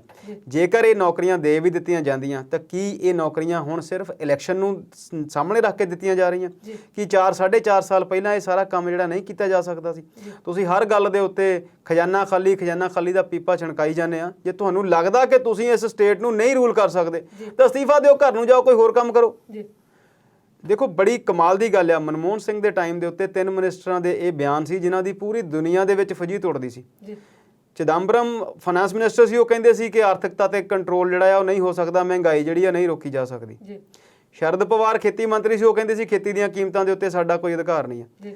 ਮਨਮੋਹਨ ਸਿੰਘ ਪ੍ਰਧਾਨ ਮੰਤਰੀ ਹੁੰਦੇ ਹੋਏ ਕਹਿੰਦੇ ਸੀ ਕਿ ਅੱਤਵਾਦ ਨੂੰ ਕਾਬੂ ਨਹੀਂ ਕੀਤਾ ਜਾ ਸਕਦਾ। ਦੇਖੋ ਜੇ ਤੁਸੀਂ ਹੈੱਡ ਆਫ ਦੀ ਸਟੇਟ ਆ ਫਿਰ ਤੁਸੀਂ ਅੱਤਵਾਦ ਨੂੰ ਕਾਬੂ ਨਹੀਂ ਕਰ ਸਕਦੇ ਤੇ ਕੌਣ ਕਰ ਸਕਦਾ? ਤੇ ਜੇਕਰ ਫਾਈਨਾਂਸ ਮਿਨਿਸਟਰ ਕਹਿੰਦਾ ਕਿ ਆਰਥਿਕਤਾ ਮੇਰੇ ਵੱਸ 'ਚ ਨਹੀਂ ਹੈਗੀ, ਅਸੀਂ ਇਹਨਾਂ ਨੂੰ ਇਨਫਲੇਸ਼ਨ ਨੂੰ, ਮਹਿੰਗਾਈ ਨੂੰ ਕੰਟਰੋਲ ਨਹੀਂ ਕਰ ਸਕਦੇ, ਤਾਂ ਫਿਰ ਹੋਰ ਕੌਣ ਕਰ ਸਕਦਾ? ਉਸ ਤੋਂ ਉੱਪਰ ਤਾਂ ਕੋਈ ਪਦਵੀ ਨਹੀਂ। ਲੋਕਾਂ ਨੇ ਤੁਹਾਨੂੰ ਇਹ ਬਿਆਨ ਦੇਣ ਲਈ ਤਾਂ ਨਹੀਂ ਭੇਜਿਆ ਕਿ ਤੁਸੀਂ ਜਦੋਂ ਚੋਣਾਂ ਆਉਣ ਉਦੋਂ ਹੀ ਇਦਾਂ ਦੀਆਂ ਗੱਲਾਂ ਕਰੋ। ਸੋ ਚਾਹੇ ਅੱਜ ਦੀ ਗੱਲ ਕਰ ਲਓ, ਚਾਹੇ 5 ਸਾਲ ਪਹਿਲਾਂ ਦੀ ਕਰ ਲਓ, ਉਹ ਜਿੱਦਾਂ ਇੱਕ ਸ਼ੇਅਰ ਤੁਸੀਂ ਅਕਸਰ ਸੁਣਦੇ ਆ ਕਿ ਮਰਜ਼ बढ़ता ਹੀ ਗਿਆ ਯੂੰ ਦਵਾ ਕੀ। ਸਰਕਾਰਾਂ ਤੇ ਅਸੀਂ ਬਦਲ ਦਿੰਦੇ ਆ, ਲੋਕ ਬਦਲ ਦਿੰਦੇ ਨੇ ਕਿ ਇਸੇ ਆਸ ਨਾਲ ਬਦਲ ਦਿੰਦੇ ਨੇ ਕਿ ਜਿਹੜੀ ਅਗਲੀ ਆਊਗੀ ਚੰਗੀ ਹੋਊਗੀ, ਪਰ ਅੱਗੇ ਤੋਂ ਪਿੱਛਾ ਭਲਾ ਵਾਲੀ ਗੱਲ ਹੀ ਆ, ਅੱਗੇ ਕੁਝ ਹਾਲਾਤ ਜਿਹੜੇ ਆ ਸੁਧਰਦੇ ਨਜ਼ਰ ਆ ਨਹੀਂ ਰਹੇ ਜੀ। ਤੇ ਗੁਰਨਾਮ ਸਿੰਘ ਜੀ, ਜੇ ਹੁਣ ਗੱਲ ਕਰੀਏ, ਹੈ ਤਾਂ ਸਿਆਸਤ ਨਾਲ ਜੁੜੀ, ਤੇ ਦੂਜੀ ਪਾਰਟੀ ਜਿਹੜੀ ਹੈ ਇਸ ਵੇਲੇ ਸੱਤਾ 'ਚ ਨਹੀਂ ਹੈ, ਸ਼੍ਰੋਮਣੀ ਅਕਾਲੀ ਦਲ ਦਾ ਜ਼ਿਕਰ ਆਉਂਦਾ ਹੈ, ਕਿਸਾਨਾਂ ਦੇ ਹੱਕ ਵਿੱਚ ਹੈ ਜਾਂ ਨਹੀਂ ਇਹ ਤੁਹਾਨੂੰ ਪਤਾ ਹੈ, ਪਰ ਉਹ ਕਹਿੰਦੇ ਕਿ ਹੁਣ ਅਸੀਂ ਸੰਸਦ ਵੱਲ ਮਾਰਚ ਕਰਨਾ ਹੈ। ਭਲਾ ਉਹਨਾਂ ਨੇ ਕਿਸ ਮੁੱਦੇ ਨੂੰ ਲੈ ਕੇ ਸੰਸਦ ਵੱਲ ਮਾਰਚ ਕਰਨ ਦਾ ਕੀਤਾ ਫੈਸਲਾ? ਪਰਮਿੰਦਰ ਜੀ, ਜਿਹੜੀ ਤੁਸੀਂ ਗੱਲ ਕਰ ਰਹੇ ਆ ਸ਼੍ਰੋਮਣੀ ਅਕਾਲੀ ਦਲ ਦੇ ਸੁਖਬੀਰ ਸਿੰਘ ਬਾਦਲ ਦੀ, ਜੀ ਤੁਸੀਂ ਪਿਛਲੇ ਦਿਨੀ ਦੇਖੀਆਂ ਹੋਣਗੀਆਂ ਕਿ ਜੀਰਾ ਹਲਕੇ ਤੋਂ 100 ਦਿਨ 100 ਰੈਲੀ 100 ਹਲਕਾ ਦਾ ਇੱਕ ਨਾਅਰਾ ਦੇ ਕੇ ਅਕਾਲੀ ਦਲ ਜਿਹੜਾ ਆ ਉਹ 2022 ਦੀ ਜਿਹੜੀ ਮੱਘਦੀ ਹੋਈ ਚੋਣ ਆ ਰਹੀ ਆ ਉਹਦੇ ਵਿੱਚ ਉਹ ਕੁੱਦ ਗਿਆ ਸੀਗਾ। ਪਹਿਲੇ ਹਲਕੇ ਤੋਂ ਹੀ, ਪਹਿਲੇ ਦਿਨ ਤੋਂ ਹੀ ਕਿਸਾਨ ਜਥੇਬੰਦੀਆਂ ਨੇ ਜਾਂ ਖੇਤੀ ਅੰਦੋਲਨ ਨਾਲ ਪਿਆਰ ਕਰਨ ਵਾਲਿਆਂ ਨੇ ਉਹਨਾਂ ਦਾ ਵਿਰੋਧ ਕਰਨਾ ਸ਼ੁਰੂ ਕਰ ਦਿੱਤਾ। ਬੜੇ ਥਾਈਂ ਉਹਨਾਂ ਨੂੰ ਸਵਾਲ ਵੀ ਪੁੱਛੇ ਗਏ, ਕਿਤੇ ਕਿਤੇ ਸਵਾਲ ਨਹੀਂ ਵੀ ਜਵਾਬ ਦਿੱਤੇ। ਪਰ ਸਭ ਨੂੰ ਵੱਡੀ ਘਟਨਾ ਮੋਗੇ ਹੋਈ, ਜਿੱਥੇ ਕਿ ਜਥੇਬੰਦੀਆਂ ਨਾਲ ਟਕਰਾਅ ਹੋਇਆ, ਭਾਵੇਂ ਕਿ ਉਹਦੇ ਵਿੱਚ ਵੱਖ-ਵੱਖ ਬਿਆਨ ਆਏ ਜੀ ਇਹ ਫਲਾਨੀ ਪਾਰਟੀ ਦੇ, ਇਹ ਫਲਾਨੀ ਪਾਰਟੀ ਦੇ ਸੀ, ਪਰ ਉੱਥੇ ਜਿਹੜਾ ਮਾਹੌਲ ਇੰਨਾ ਗਰਮ ਹੋਇਆ, ਉੱਥੇ ਸੈਂਕੜੇ ਕਿਸਾਨਾਂ ਦੇ ਉੱਤੇ ਜਿਹੜੇ ਆ ਪਰਚੇ ਦਰਜ ਹੋਏ, ਗੱਡੀਆਂ ਦੀ ਭੰਨਤੋੜ ਹੋਈ, ਤੇ ਨਾਲ ਹੀ ਸ਼੍ਰੋਮਣੀ ਅਕਾਲੀ ਦਲ ਨੇ ਇੱਦਾਂ ਦੇ ਮਾਹੌਲ ਨੂੰ ਦੇਖਦੇ ਹੋਏ ਆਪਣੀਆਂ ਜਿਹੜੀਆਂ ਇਹ 100 ਦਿਨ 100 ਹਲਕੇ ਵਾਲੀ ਗੱਲ ਸੀ ਉਹ ਰੈਲੀਆਂ ਸਥਗਿਤ ਕਰ ਦਿੱਤੀਆਂ। ਤੇ ਨਾਲ ਉਹਨਾਂ ਨੇ ਇੱਕ ਸਵਾਲ ਖੜਾ ਕਰ ਦਿੱਤਾ ਵੀ ਜਿਹੜਾ ਜਵਾਬ ਸਾਤੋਂ ਥਾਂ ਥਾਂ ਆਣ ਕੇ ਕਿਸਾਨ ਮੰਗਦੇ ਆ ਵੀ ਅਸੀਂ ਤਾਂ ਕਿਸਾਨ ਹਿਤੈਸ਼ੀ ਪਾਰਟੀਆਂ, ਸਾਡੇ ਕੋਲੋਂ ਸੰਯੁਕਤ ਮੋਰਚੇ ਦੇ ਲੀਡਰ ਆਣ ਕੇ ਇੱਕ ਵਾਰੀ ਸਵਾਲ ਪੁੱਛ ਲੈਣ ਜਿਹੜਾ ਪੁੱਛਣਾ ਆ, ਤੇ ਸਾਨੂੰ ਆਪਣਾ ਜਿਹੜਾ ਰਾਜਨੀਤਿਕ ਤੌਰ ਤੇ ਰੈਲੀਆਂ ਕਰਨ ਦੇਣ। ਤੇ ਇਹ ਚੀਜ਼ ਨੂੰ ਸੰਯੁਕਤ ਮੋਰਚੇ ਦੇ 32 ਕਿਸਾਨ ਜਥੇਬੰਦੀਆਂ ਜਿਹੜੀਆਂ ਪੰਜਾਬ ਨਾਲ ਸੰਬੰਧਿਤ ਆ, ਉਹਨਾਂ ਨੇ ਵੀ ਇਸ ਗੱਲ ਨੂੰ ਲਿਆ ਵੀ ਵਾਕਿਆ ਹੀ ਆ ਕੋਈ ਇਦਾਂ ਦੇ ਝਗੜੇ ਨਹੀਂ ਹੋਣੇ ਚਾਹੀਦੇ, ਭਰਾ ਮਾਰੂ ਜੰਗ ਨਾ ਸ਼ੁਰੂ ਹੋ ਜਾਵੇ, ਪਿੰਡਾਂ ਦਾ ਮਾਹੌਲ ਖਰਾਬ ਹੋ ਰਿਹਾ ਆ। ਵੀ ਅਸੀਂ ਇਕੱਲੇ ਸ਼੍ਰੋਮਣੀ ਅਕਾਲੀ ਦਲ ਨੂੰ ਨਹੀਂ, ਅਸੀਂ ਸਾਰੀਆਂ ਪਾਰਟੀਆਂ ਨੂੰ ਸੱਦ ਕੇ ਇੱਥੇ ਉਹਨਾਂ ਦੀ ਰਾਏ ਲੈਂਦੇ ਹਾਂ, ਉਹਨਾਂ ਦਾ ਪੱਖ ਲੈਂਦੇ ਹਾਂ, ਤਾਂ ਫਿਰ ਅਸੀਂ ਦੇਖਾਂਗੇ ਇੱਥੇ ਕੀ ਹੋ ਸਕਦਾ ਹੈ ਵੀ ਟਕਰਾਓ ਨਾ ਵਧੇ। ਵਿੱਚ ਮੁਜ਼ੱਫਰਨਗਰ ਦੀ ਰੈਲੀ ਆ ਗਈ, ਵਿੱਚ ਕਰਨਾਲ ਵਾਲਾ ਜਿਹੜਾ ਸੀਗਾ ਘਟਨਾਕ੍ਰਮ ਵਰਤ ਗਿਆ, ਤੇ 10 ਸਤੰਬਰ ਨੂੰ ਚੰਡੀਗੜ੍ਹ ਵਿੱਚ ਮੀਟਿੰਗ ਹੋਈ ਜਿੱਥੇ ਕਿਸਾਨ ਜਥੇਬੰਦੀਆਂ ਨੇ ਸਾਰੀਆਂ ਧਿਰਾਂ ਨੂੰ ਸੁਣ ਕੇ ਇੱਕ ਅਪੀਲ ਕਰ ਦਿੱਤੀ ਵੀ ਪੰਜਾਬ ਦੇ ਵਿੱਚ ਚੋਣ ਮਾਹੌਲ ਜਿਹੜਾ ਆ ਉਹਦਾ ਅਸਰ ਸਿੱਧਾ ਸਾਡੇ ਅੰਦੋਲਨ ਤੇ ਪੈ ਰਿਹਾ। ਲੰਬਾ ਸਮਾਂ ਹਜੇ ਹੈਗਾ ਆ, ਇਲੈਕਸ਼ਨ ਦੇ ਵਿੱਚ ਫਰਵਰੀ 'ਚ ਹੋਣੀ ਆ, ਜਦੋਂ ਇਲੈਕਸ਼ਨ ਕੋਡ ਲੱਗ ਜਾਊਗਾ ਤਾਂ ਤੁਸੀਂ ਆਪਣਾ ਚੋਣ ਪ੍ਰਚਾਰ ਸ਼ੁਰੂ ਕਰ ਲਿਓ। ਉਹਨਾਂ ਚਿਰ ਹਜੇ ਲੋਕਾਂ ਦੇ ਮਨ ਦੇ ਵਿੱਚ ਰੋਸ ਆ, ਲੋਕਾਂ ਦੇ ਮਨ ਦੇ ਵਿੱਚ ਸਵਾਲ ਆ, ਉਹ ਸਵਾਲਾਂ ਨੂੰ ਜਦੋਂ ਪੁੱਛਣ ਦਾ ਮੌਕਾ ਆਉਂਦਾ ਹੈ ਤਾਂ ਉੱਥੇ ਇੱਕ ਝਗੜਾ ਹੋਣ ਦਾ ਖਦਸ਼ਾ ਬਣ ਜਾਂਦਾ, ਜਿੱਥੇ ਪ੍ਰਸ਼ਾਸਨ ਲਈ ਦਿੱਕਤ ਆ ਜਾਂਦੀ। ਪ੍ਰਸ਼ਾਸਨ ਨਾ ਫਿਰ ਕਿਸਾਨ ਜਥੇਬੰਦੀਆਂ ਨੂੰ ਰੋਕ ਸਕਦਾ, ਨਾ ਲੀਡਰਾਂ ਨੂੰ ਕੁਝ ਕਹਿ ਸਕਦਾ, ਤਾਂ ਉੱਥੇ ਲਾਠੀਚਾਰਜ ਜਾਂ ਹੋਰ ਲੜਾਈ ਝਗੜਾ ਹੋਣ ਦੇ ਚਾਂਸ ਬਣਦੇ ਆ। ਵੀ ਤੁਸੀਂ ਇਸ ਚੀਜ਼ ਤੋਂ ਥੋੜ੍ਹਾ ਜਿਹਾ ਸਾਡਾ ਸਾਥ ਦਿਓ। ਸਾਥ ਉਹਨਾਂ ਨੇ ਮੰਗਿਆ ਕਿ ਬੜੇ ਲੰਬੇ ਸਮੇਂ ਬਾਅਦ ਅਸੀਂ ਤੁਹਾਤੋਂ ਇੱਕੋ ਗੱਲ ਮੰਗਦੇ, 2-3 ਮਹੀਨੇ ਸਾਨੂੰ ਜਿਹੜਾ ਆ ਅੰਦੋਲਨ ਨਾਲ ਲੋਕਾਂ ਨੂੰ ਕੇਂਦਰਿਤ ਹੋ ਲੈਣ ਦਿਓ। ਉਹ ਚੀਜ਼ ਨੂੰ ਲੈ ਕੇ ਅਕਾਲੀ ਦਲ ਉਦੋਂ ਦਾ ਤੜਫਿਆ ਤਾਂ ਬੜਾ ਸੀ ਵੀ ਸਾਡੀਆਂ ਰੈਲੀਆਂ ਰੋਕ ਦਿੱਤੀਆਂ, ਸਾਨੂੰ ਲੋਕਾਂ ਦੇ ਵਿੱਚ ਸਮਰਥਨ ਬੜਾ ਮਿਲ ਰਿਹਾ ਸੀਗਾ, ਲੋਕ ਰੈਲੀਆਂ ਦੇ ਵਿੱਚ ਬਹੁਤ ਆ ਰਹੇ ਸੀਗੇ। ਇਹ ਚੀਜ਼ ਨੂੰ ਲੈ ਕੇ ਇੱਕ ਉਹਨਾਂ ਨੇ ਅਪੀਲ ਕੀਤੀ ਵੀ ਰਾਜਨੀਤਿਕ ਦਲਾਂ ਨੂੰ ਅਸੀਂ ਹੁਣ ਤੱਕ ਅੰਦੋਲਨ ਦੇ ਨੇੜੇ ਲੱਗਣ ਨਹੀਂ ਦਿੱਤਾ। ਭਾਵੇਂ ਕਿ ਹਰ ਪਾਰਟੀ ਇਹ ਦਾਅਵਾ ਕਰਦੀ ਵੀ ਸਾਡੇ ਪਾਰਟੀ ਜੀ ਉੱਥੇ ਵਰਕਰ ਅੰਦੋਲਨ ਦੇ ਵਿੱਚ 9 ਮਹੀਨੇ ਤੋਂ ਬੈਠੇ ਆ, ਕਾਂਗਰਸ ਕਹਿੰਦੀ ਸਾਡੇ ਬੈਠੇ ਆ, ਆਮ ਆਦਮੀ ਪਾਰਟੀ ਕਹਿੰਦੀ ਸਾਡੇ ਬੈਠੇ ਆ, ਤੇ ਬਾਦਲ ਦਲ ਕਹਿੰਦਾ ਸਾਡੇ ਬੈਠੇ ਆ। ਪਰ ਉਹਨਾਂ ਨੇ ਜਿਹੜਾ ਜਥੇਬੰਦੀਆਂ ਨੇ ਇੱਕ ਸਵਾਲ ਖੜਾ ਕਰ ਦਿੱਤਾ ਵੀ ਜੇ ਤੁਸੀਂ ਅੱਜ ਵੀ ਚਾਹੁੰਦੇ ਆ ਕਿਸਾਨ ਅੰਦੋਲਨ ਤਕੜਾ ਹੋਵੇ ਜਾਂ ਕਿਸਾਨੀ ਦਾ ਤੁਹਾਨੂੰ ਜ਼ਿਆਦਾ ਹਿੱਤ ਆ, ਤੇ ਤੁਸੀਂ ਸਾਡੇ ਮੋਰਚਿਆਂ 'ਚ ਬੰਦੇ ਜਿਹੜਾ ਭੇਜਣ ਦੀਆਂ ਗੱਲਾਂ ਕਰਦੇ ਅਸੀਂ 10,000 ਭੇਜਾਂਗੇ, ਉੱਥੇ ਨਾ ਭੇਜੋ। ਤੁਹਾਡੀਆਂ ਜ਼ਿੰਮੇਵਾਰੀਆਂ ਸੰਵਿਧਾਨਕ ਤੌਰ ਤੇ ਲੋਕਾਂ ਦੇ ਹਿੱਤ ਰੱਖਣ ਲਈ, ਲੋਕਾਂ ਦੀਆਂ ਗੱਲਾਂ ਰੱਖਣ ਲਈ ਉਹ ਸੰਸਦ ਵਿਧਾਨ ਸਭਾ 'ਚ ਬਣੇ ਹੋਏ ਨੇ। ਤੁਸੀਂ ਜਾ ਕੇ ਦਿੱਲੀ ਸਰਕਾਰ ਦੇ ਮੂਹਰੇ ਆਪਣਾ ਪ੍ਰਦਰਸ਼ਨ ਕਰੋ, ਤੁਸੀਂ ਜਾ ਕੇ ਸੰਸਦ ਦੇ ਮੂਹਰੇ ਜਾ ਕੇ ਲੰਮੇ ਪਵੋ, ਲਿਟੋ, ਉੱਥੇ ਜਾ ਕੇ ਮੋਦੀ ਦੇ ਦਫ਼ਤਰ ਮੂਹਰੇ, ਦੋਬੀ ਦੇ ਘਰ ਮੂਹਰੇ ਜਾ ਕੇ ਆਪਣਾ ਪ੍ਰਦਰਸ਼ਨ ਕਰੋ ਵੀ ਇਹ ਕਾਨੂੰਨ ਜਿਹੜੇ ਆ ਇਹ ਗਲਤ ਬਣੇ ਨੇ। ਤੇ ਉਹਦੇ ਵਿੱਚ ਹਜੇ ਤੱਕ ਜਿਹੜੀ ਵੱਡੀ ਕਾਂਗਰਸ ਪਾਰਟੀ ਆ ਜਾਂ ਆਮ ਆਦਮੀ ਪਾਰਟੀ, ਉਹਨੇ ਤਾਂ ਇਨੀਸ਼ੀਏਟਿਵ ਨਹੀਂ ਲਿਆ, ਪਰ ਸ਼੍ਰੋਮਣੀ ਅਕਾਲੀ ਦਲ ਨੇ ਇਸ ਗੱਲ ਦਾ ਇਨੀਸ਼ੀਏਟਿਵ ਲੈ ਕੇ ਤੇ ਉਹਨੇ 17 ਤਰੀਕ ਜਿਹੜੀ ਕੱਲ੍ਹ ਨੂੰ ਆ ਰਹੀ ਆ, ਤੇ ਉਹਦੀ ਤਿਆਰੀ ਕਰ ਲਈ ਵੀ ਅਸੀਂ ਗੁਰਦੁਆਰਾ ਸ਼੍ਰੀ ਰਕਾਬਗੰਜ ਤੋਂ ਲੈ ਕੇ ਸੰਸਦ ਤੱਕ ਜਿਹੜਾ ਆ ਉਹ ਮਾਰਚ ਕਰਾਂਗੇ। ਪਰ ਉਸ ਮਾਰਚ ਨੂੰ ਕਰਨ ਲਈ ਜਿਹੜੀ ਉਹਨੇ ਤਿਆਰੀ ਕੀਤੀ, ਤੇ ਹੁਣੇ ਖਬਰ ਆ ਰਹੀ ਸੀ ਵੀ ਦਿੱਲੀ ਦੇ ਪ੍ਰਸ਼ਾਸਨ ਨੇ ਉਹਨਾਂ ਨੂੰ ਇਸ ਗੱਲ ਦੀ ਇਜਾਜ਼ਤ ਨਹੀਂ ਦਿੱਤੀ। ਤੇ ਜਿੱਤੋਂ ਡਾਕਟਰ ਦਲਜੀਤ ਸਿੰਘ ਚੀਮਾ ਤੇ ਹੋਰ ਜਿਹੜੇ ਲੀਡਰ ਅਕਾਲੀ ਦਲ ਦੇ ਇਸ ਵੇਲੇ ਭੜਕੇ ਪਏ ਨੇ, ਤੇ ਉਹਨਾਂ ਨੇ ਗ੍ਰਾਸ ਰੂਟ ਤੇ ਰੂਟ ਲੈਵਲ ਤੇ ਸਾਰੇ ਆਪਣੇ ਸਰਕਲ ਪ੍ਰਧਾਨਾਂ ਦੀਆਂ ਜਾਂ ਥੱਲੇ ਜਥੇਬੰਦੀ ਦੇ ਵਿੱਚ ਬੜੀ ਵੱਡੀ ਪੱਧਰ ਤੇ ਡਿਊਟੀਆਂ ਲਾਈਆਂ। ਤੇ ਅਕਾਲੀ ਦਲ ਦੇ ਜਿਹੜੇ ਕਹਿ ਸਕਦੇ ਕਾਰਕੁਨ ਉਹ ਦਿੱਲੀ ਪਹੁੰਚਣਗੇ। ਹੁਣ ਉੱਥੇ ਜਾ ਕੇ ਦਿੱਲੀ ਦੇ ਵਿੱਚ ਕਿੱਦਾਂ ਇਹਨਾਂ ਦੇ ਉਹ ਮਾਰਚ ਕੱਢ ਪਾਉਂਦੇ ਨਹੀਂ ਪਾਉਂਦੇ, ਜਾਂ ਜਿਹੜਾ ਆਮ ਦੂਜੀਆਂ ਪਾਰਟੀਆਂ ਵੱਲੋਂ ਇਹ ਕਹਿ ਰਿਹਾ ਕਿ ਇਹ ਸਿਰਫ ਸ਼੍ਰੋਮਣੀ ਅਕਾਲੀ ਦਲ ਇੱਕ ਸਟੰਟ ਕਰ ਰਿਹਾ ਹੈ ਤੇ ਸ਼੍ਰੋਮਣੀ ਅਕਾਲੀ ਦਲ ਨੇ ਪਹਿਲਾਂ ਹੀ ਆਪਣੇ ਪੱਤੇ ਸਾਫ਼ ਕੀਤੇ ਆ ਵੀ ਇਹ ਕਾਨੂੰਨਾਂ ਦੇ ਹੱਕ 'ਚ ਰਹੇ ਨੇ। ਬਾਦਲ ਸਾਹਿਬ ਵੀ ਸਪੀਚਾਂ ਦਿੰਦੇ ਰਹੇ ਨੇ, ਫੇਸਬੁੱਕ ਤੇ ਆਣ ਕੇ ਕਹਿੰਦੇ ਰਹੇ ਨੇ। ਬੀਬੀ ਹਰਸਿਮਰਤ ਕੌਰ ਵੀ ਉੱਥੇ ਜਦੋਂ ਆਰਡੀਨੈਂਸ ਤਿਆਰ ਹੋਏ ਉੱਥੇ ਸਾਰਾ ਇਹਨਾਂ ਦਾ ਵਿੱਚ ਇਹਨਾਂ ਦਾ ਰੋਲ ਸੀ, ਇਹ ਸਾਈਨ ਕਰਕੇ ਆਏ ਨੇ। ਅਖੀਰ ਜੋ ਲੋਕਾਂ ਦਾ ਵਿਰੋਧ ਦੇਖਿਆ ਤਾਂ ਇਹ ਉਹਨਾਂ ਦੇ ਖਿਲਾਫ ਹੋਏ ਨੇ। ਸੁਖਬੀਰ ਬਾਦਲ ਵੀ ਇਹ ਕਹਿੰਦੇ ਰਹੇ ਨੇ ਵੀ ਆਓ ਮੈਂ ਤੁਹਾਡੀ ਮੋਦੀ ਸਾਹਿਬ ਨਾਲ ਗੱਲ ਕਰਾਉਣਾ, ਕਾਨੂੰਨ ਤਾਂ ਬੜੇ ਚੰਗੇ ਨੇ। ਵਿਰੋਧੀਆਂ ਵੱਲੋਂ ਇਹ ਕਹਿਣੇ ਆ, ਸ਼੍ਰੋਮਣੀ ਅਕਾਲੀ ਦਲ ਵੱਲੋਂ ਇਹ ਕਹਿਣੇ ਆ ਵੀ ਅਸੀਂ ਕਿਸਾਨਾਂ ਦੇ ਹਿੱਤੋਂ ਆ ਤੇ ਅਸੀਂ ਕੱਲ੍ਹ ਨੂੰ ਜਾ ਕੇ ਦਿੱਲੀ 'ਚ ਪ੍ਰਦਰਸ਼ਨ ਕਰਾਂਗੇ। ਪਰ ਦੇਖਦੇ ਹਾਂ ਕਿ ਜਿਹੜੀ ਹਾਈਪ ਮੀਡੀਆ ਦੇ ਵਿੱਚ ਸ਼੍ਰੋਮਣੀ ਅਕਾਲੀ ਦਲ ਇਸ ਪ੍ਰਦਰਸ਼ਨ ਨੂੰ ਲੈ ਕੇ ਲੈਣਾ ਚਾਹੁੰਦਾ ਆ ਵੀ ਉਹ ਹਾਈਪ ਲੈ ਪਾਉਂਦਾ ਆ, ਚਾਹੇ ਉੱਥੇ ਪਰਮਿੰਦਰ ਉਹਨਾਂ ਨੂੰ ਉਹ ਮਾਰਚ ਕੱਢਣ ਦੇਣ ਦਿੱਲੀ ਦੇ ਰਕਾਬਗੰਜ ਗੁਰਦੁਆਰਾ ਸਾਹਿਬ ਤੋਂ, ਚਾਹੇ ਮਾਰਚ ਸੰਸਦ ਤੱਕ ਨਾ ਜਾਣ ਦੇਵੇ ਦਿੱਲੀ ਪੁਲਿਸ। ਪਰ ਜਿਹੜਾ ਇੱਕ ਸਿਨੈਰੀਓ ਸ਼੍ਰੋਮਣੀ ਅਕਾਲੀ ਦਲ ਨੇ ਲੀਕਣ ਦੀ ਕੋਸ਼ਿਸ਼ ਕੀਤੀ ਹੈ ਉਹਦੇ ਵਿੱਚ ਲੱਗਦਾ ਉਹ ਕਾਮਯਾਬ ਹੋ ਜਾਣਗੇ ਤੇ ਬਾਕੀ ਪਾਰਟੀਆਂ ਨਾਲ ਇੱਕ ਸਟੈਪ ਅੱਗੇ ਹੋ ਜਾਣਗੇ। ਪਰ ਮਕਸਦ ਇੱਕੋ ਹੀ ਹੋਊਗਾ ਵੀ ਦਿੱਲੀ ਵਾਲੇ ਪ੍ਰਦਰਸ਼ਨ ਤੋਂ ਬਾਅਦ 100 ਦਿਨ 100 ਹਲਕਾ 100 ਰੈਲੀ ਦਾ ਆਣ ਕੇ ਉਹਨਾਂ ਨੇ ਰਾਗ ਪੰਜਾਬ 'ਚ ਅਲਾਪਣਾ ਜ਼ਰੂਰ ਆ। ਪਰਮਿੰਦਰ ਜੀ ਬਿਲਕੁਲ ਛੋਟੀ ਜੀ ਗੱਲ ਆ, ਕਿਸਾਨ ਆਗੂਆਂ ਨੇ ਇਹਨਾਂ ਨੂੰ ਸਲਾਹ ਇਹ ਦਿੱਤੀ ਸੀ ਕਿ ਸੰਸਦ ਦੇ ਮੈਂਬਰ ਜਾਂ ਵਿਧਾਨ ਸਭਾ ਦੇ ਮੈਂਬਰ ਉੱਥੇ ਮਾਰਚ ਕਰਨ, ਸੰਸਦ ਦੇ ਮੋਹਰੇ ਪ੍ਰਦਰਸ਼ਨ ਕਰਨ। ਇਹਨਾਂ ਨੇ ਉਹਦਾ ਹਜੂਮ ਬਣਾ ਲਿਆ ਤੇ ਆਮ ਲੋਕਾਂ ਨੂੰ ਵੀ ਤੇ ਵਰਕਰਾਂ ਨੂੰ ਵੀ ਨਾਲ ਲੈ ਕੇ ਜਾਣ ਦਿੱਤੀ, ਗੱਲ ਦਿੱਤੀ। ਇਹ ਬਿਲਕੁਲ ਪਬਲਿਸਿਟੀ ਸਟੰਟ ਹੈ। ਇਹਨਾਂ ਨੂੰ ਪਤਾ ਸੀ ਕਿ ਦਿੱਲੀ ਪੁਲਿਸ ਨੇ ਇਹਨਾਂ ਨੂੰ ਕੋਈ ਇਹੋ ਜਿਹੀ ਜਿਹੜੀ ਇਜਾਜ਼ਤ ਆ ਜਾਂ ਜਿਹੜੀ ਜੋ ਨਹੀਂ ਦੇਣੀ। ਸੋ ਇਹ ਸਿਰਫ ਬਿਲਕੁਲ ਪੋਲੀਟੀਕਲੀ ਜਾਂ ਇਹਨੂੰ ਮੀਡੀਆ ਤੋਂ ਹਾਈਪ ਲੈਣ ਦੀ ਗੱਲ ਹੈ। ਹੁਣ ਕੱਲ ਉੱਥੇ ਜਾਣਗੇ, ਹੋ ਸਕਦਾ ਫਿਰ ਕੱਲ ਉੱਥੇ ਇੱਕ ਗ੍ਰਿਫਤਾਰੀ ਦੇ ਦੇਣ ਜਾਂ ਫਿਰ ਜਾਣ ਹੀ ਨਾ, ਇਹ ਤਾਂ ਆਉਣ ਵਾਲੇ ਸਮੇਂ ਦੀ ਗੱਲ ਹੈ ਜੀ। ਤੇ ਇਸ ਵੇਲੇ ਇਸ ਪ੍ਰੋਗਰਾਮ 'ਚ ਜਿਹੜੇ ਮੁੱਦੇ ਤੇ ਗੱਲ ਕਰਨੀ ਆ ਉਹ ਵੀ ਸਮੇਂ ਤੋਂ ਬਾਅਦ ਪਤਾ ਲੱਗੇਗੀ ਕਿਉਂਕਿ ਵੇਲਾ ਹੈ ਬ੍ਰੇਕ ਦਾ। ਸੋ ਦਰਸ਼ਕੋ, ਪੰਜਾਬੀ ਨੈਸ਼ਨਲ ਟੀਵੀ ਤੇ ਵਿਚਾਰ ਚਰਚਾ ਪ੍ਰੋਗਰਾਮ ਇਸੇ ਤਰ੍ਹਾਂ ਜਾਰੀ ਰੱਖਦੇ ਆ। ਮਿਲਦੇ ਹਾਂ ਬ੍ਰੇਕ ਤੋਂ ਬਾਅਦ।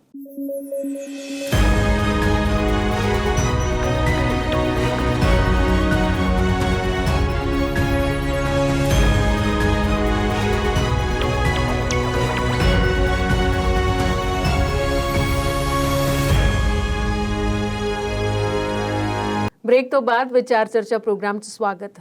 ਤੇ ਗੁਰਨਾਮ ਸਿੰਘ ਬਿਲਗਾ ਜੀ, ਗੱਲ ਹੁਣ ਪੰਜਾਬ ਦੀ ਸਿਆਸਤ ਦੇ ਨਾਲ ਹੀ ਜੁੜੀ ਹੋਈ ਹੈ ਜੀ, ਪਰ ਮੁੱਦਾ ਜਿਹੜਾ ਹੈ ਉਹ ਬਹੁਤ ਵੱਡਾ ਹੈ, ਕਿਸਾਨੀ ਮੁੱਦਾ ਜੀ। ਕਿਸਾਨਾਂ ਨੇ ਸੰਸਦ ਲਾਈ ਸੀ ਦਿੱਲੀ ਵਿੱਚ ਜੰਤਰ ਮੰਤਰ ਤੇ ਹੁਣ ਵੀ ਕਿਸਾਨਾਂ ਨੇ ਕਿਤੇ ਸੰਸਦ ਲਾਈਏ, ਕਿਹੜੀ ਜਗ੍ਹਾ ਤੇ ਲਾਈਏ ਤੇ ਉੱਥੇ ਕੀ ਕੁਝ ਨਿਕਲ ਕੇ ਸਾਹਮਣੇ ਆਇਆ। ਪਰਮਿੰਦਰ ਜੀ, ਤੁਸੀਂ ਕਿਸਾਨ ਸੰਸਦ ਦੀ ਜਿਹੜੀ ਗੱਲ ਕਰ ਰਹੇ ਹੋ, ਉਹ ਦਿੱਲੀ ਦੇ ਵਿੱਚ ਬੜੀ ਸਫਲਤਾ ਦੇ ਨਾਲ ਉਹਨਾਂ ਨੇ ਜਿੰਨੇ ਦਿਨ ਭਾਰਤ ਦੀ ਸੰਸਦ ਚੱਲੀ ਤੇ ਉਹਨੇ ਵੀ ਉਹ ਬਰਾਬਰ ਚਲਾਈ ਤੇ ਉਹ ਬਰਾਬਰ ਸੰਸਦ ਜਿਹੜੀ ਚੱਲਦੀ ਸੀ ਉਹ ਦੁਨੀਆ ਦੇ ਵਿੱਚ ਇੱਕ ਵੱਖਰੀ ਛਾਪ ਛੱਡ ਕੇ ਗਈ, ਜਿੱਥੇ MP ਆਪ ਦਰਸ਼ਕ ਗੈਲਰੀ 'ਚ ਬੈਠ ਕੇ ਉਹ ਸੰਸਦ ਦਾ ਜਿਹੜਾ ਉਹ ਆਨੰਦ ਮਾਣਦੇ ਸੀ ਤੇ ਕਿਸਾਨਾਂ ਦੀਆਂ ਗੱਲਾਂ, ਕਿਸਾਨਾਂ ਦੇ ਸਵਾਲਾਂ ਦੇ ਵਿੱਚ ਜਵਾਬ ਰੱਖਣ ਦਾ ਤਰੀਕਾ ਦੇਖਦੇ ਸੀ, ਜਿਨ੍ਹਾਂ ਵਿੱਚ ਰਾਹੁਲ ਗਾਂਧੀ ਵੀ ਉੱਥੇ ਪੰਜਾਬ ਦੇ ਬਾਕੀ ਲੀਡਰਾਂ ਦੇ ਨਾਲ ਸ਼ਾਮਲ ਹੋਏ ਸੀਗੇ। ਜਿਹੜੀ ਤੁਸੀਂ ਹੁਣ ਕਿਸਾਨ ਸੰਸਦ ਦੀ ਗੱਲ ਕਰ ਰਹੇ ਹੋ, ਬਿਰਲਾ ਆਡੀਟੋਰੀਅਮ ਜੈਪੁਰ ਦੀ, ਉੱਥੇ ਕੱਲ੍ਹ ਕਿਸਾਨ ਸੰਸਦ ਜਿਹੜੀ ਕੀਤੀ ਗਈ ਕਿਸਾਨਾਂ ਦੀ ਇੱਕ ਜਾਗਰੂਕ ਕਰਨ ਲਈ ਜਾਂ ਕਿਸਾਨਾਂ ਨੂੰ ਅਵੇਅਰ ਕਰਨ ਲਈ, ਉਹਦਾ ਬਹੁਤ ਵੱਡਾ ਜਿਹੜਾ ਆ ਪਰਸੈਪਸ਼ਨ ਇਹ ਨਿਕਲ ਕੇ ਆਇਆ ਆ ਕਿ ਮੱਧ ਪ੍ਰਦੇਸ਼ ਤੇ ਰਾਜਸਥਾਨ ਉਹ ਸਟੇਟਾਂ ਜਿਹੜੀਆਂ ਦਿੱਲੀ ਦੇ ਲਾਗੇ ਲੱਗਦੀਆਂ ਨੇ, ਔਰ ਦਿੱਲੀ ਦੇ ਲਾਗੇ ਲੱਗਦੀਆਂ ਇਹਨਾਂ ਸਟੇਟਾਂ ਦਾ ਕਿਸਾਨੀ ਅੰਦੋਲਨ ਦੇ ਨਾਲ ਹੋਰ ਜੁੜਨਾ ਬਹੁਤ ਅਤ ਜ਼ਰੂਰੀ ਆ। ਭਾਵੇਂ ਕਿ ਇਸ ਵੇਲੇ ਪੰਜਾਬ, ਹਰਿਆਣਾ ਤੇ ਉੱਤਰ ਪ੍ਰਦੇਸ਼ ਇਸ ਵੇਲੇ ਪੂਰੇ ਆਪੋ ਆਪਣੇ ਮੋਰਚਿਆਂ ਤੇ ਡਟੇ ਹੋਏ ਨੇ। ਉੱਥੇ ਬਲਵੀਰ ਸਿੰਘ ਰਾਜੇਵਾਲ, ਗੁਰਨਾਮ ਸਿੰਘ ਝੜੂਨੀ ਤੇ ਨਾਲ ਡਾਕਟਰ ਦਰਸ਼ਨਪਾਲ ਜੀ, ਡਾਕਟਰ ਦਰਸ਼ਨਪਾਲ ਦੇ ਨਾਲ ਜਿੰਨੇ 32 ਕਿਸਾਨ ਜਥੇਬੰਦੀਆਂ ਦੇ ਵਿੱਚ ਲੀਡਰ ਕੰਮ ਕਰਦੇ ਆ, ਮਨਜੀਤ ਸਿੰਘ ਰਾਏ ਸਮੇਤ ਸਾਰਿਆਂ ਨੇ ਹਿੱਸਾ ਲਿਆ। ਕੱਲੇ ਕਾਨੂੰਨ ਦੇ ਉੱਤੇ, ਕੱਲੀ ਉਹਦੀ ਕਲੌਜ਼ ਦੇ ਉੱਤੇ, ਜਿਸ ਤਰ੍ਹਾਂ ਰਾਜਸਥਾਨ ਦੇ ਕਿਸਾਨਾਂ ਨੂੰ ਕੱਲ ਇਹਨਾਂ 32 ਲੀਡਰਾਂ ਨੇ ਉੱਥੇ ਕਹਿ ਸਕਦੇ ਕਿ ਸਮਝਾਇਆ ਆ, ਜਾਗਰੂਕ ਕੀਤਾ ਆ, ਜਾਂ ਇਹਨਾਂ ਕਾਨੂੰਨਾਂ ਦਾ ਆਉਣ ਵਾਲੇ ਸਮੇਂ 'ਚ ਕੀ ਪ੍ਰਭਾਵ ਪੈਣਾ ਸਾਡੇ ਪੂਰੀ ਕਿਸਾਨੀ ਤੇ ਜਾਂ ਸਾਡੇ ਪੂਰੇ ਭਾਈਚਾਰੇ ਤੇ।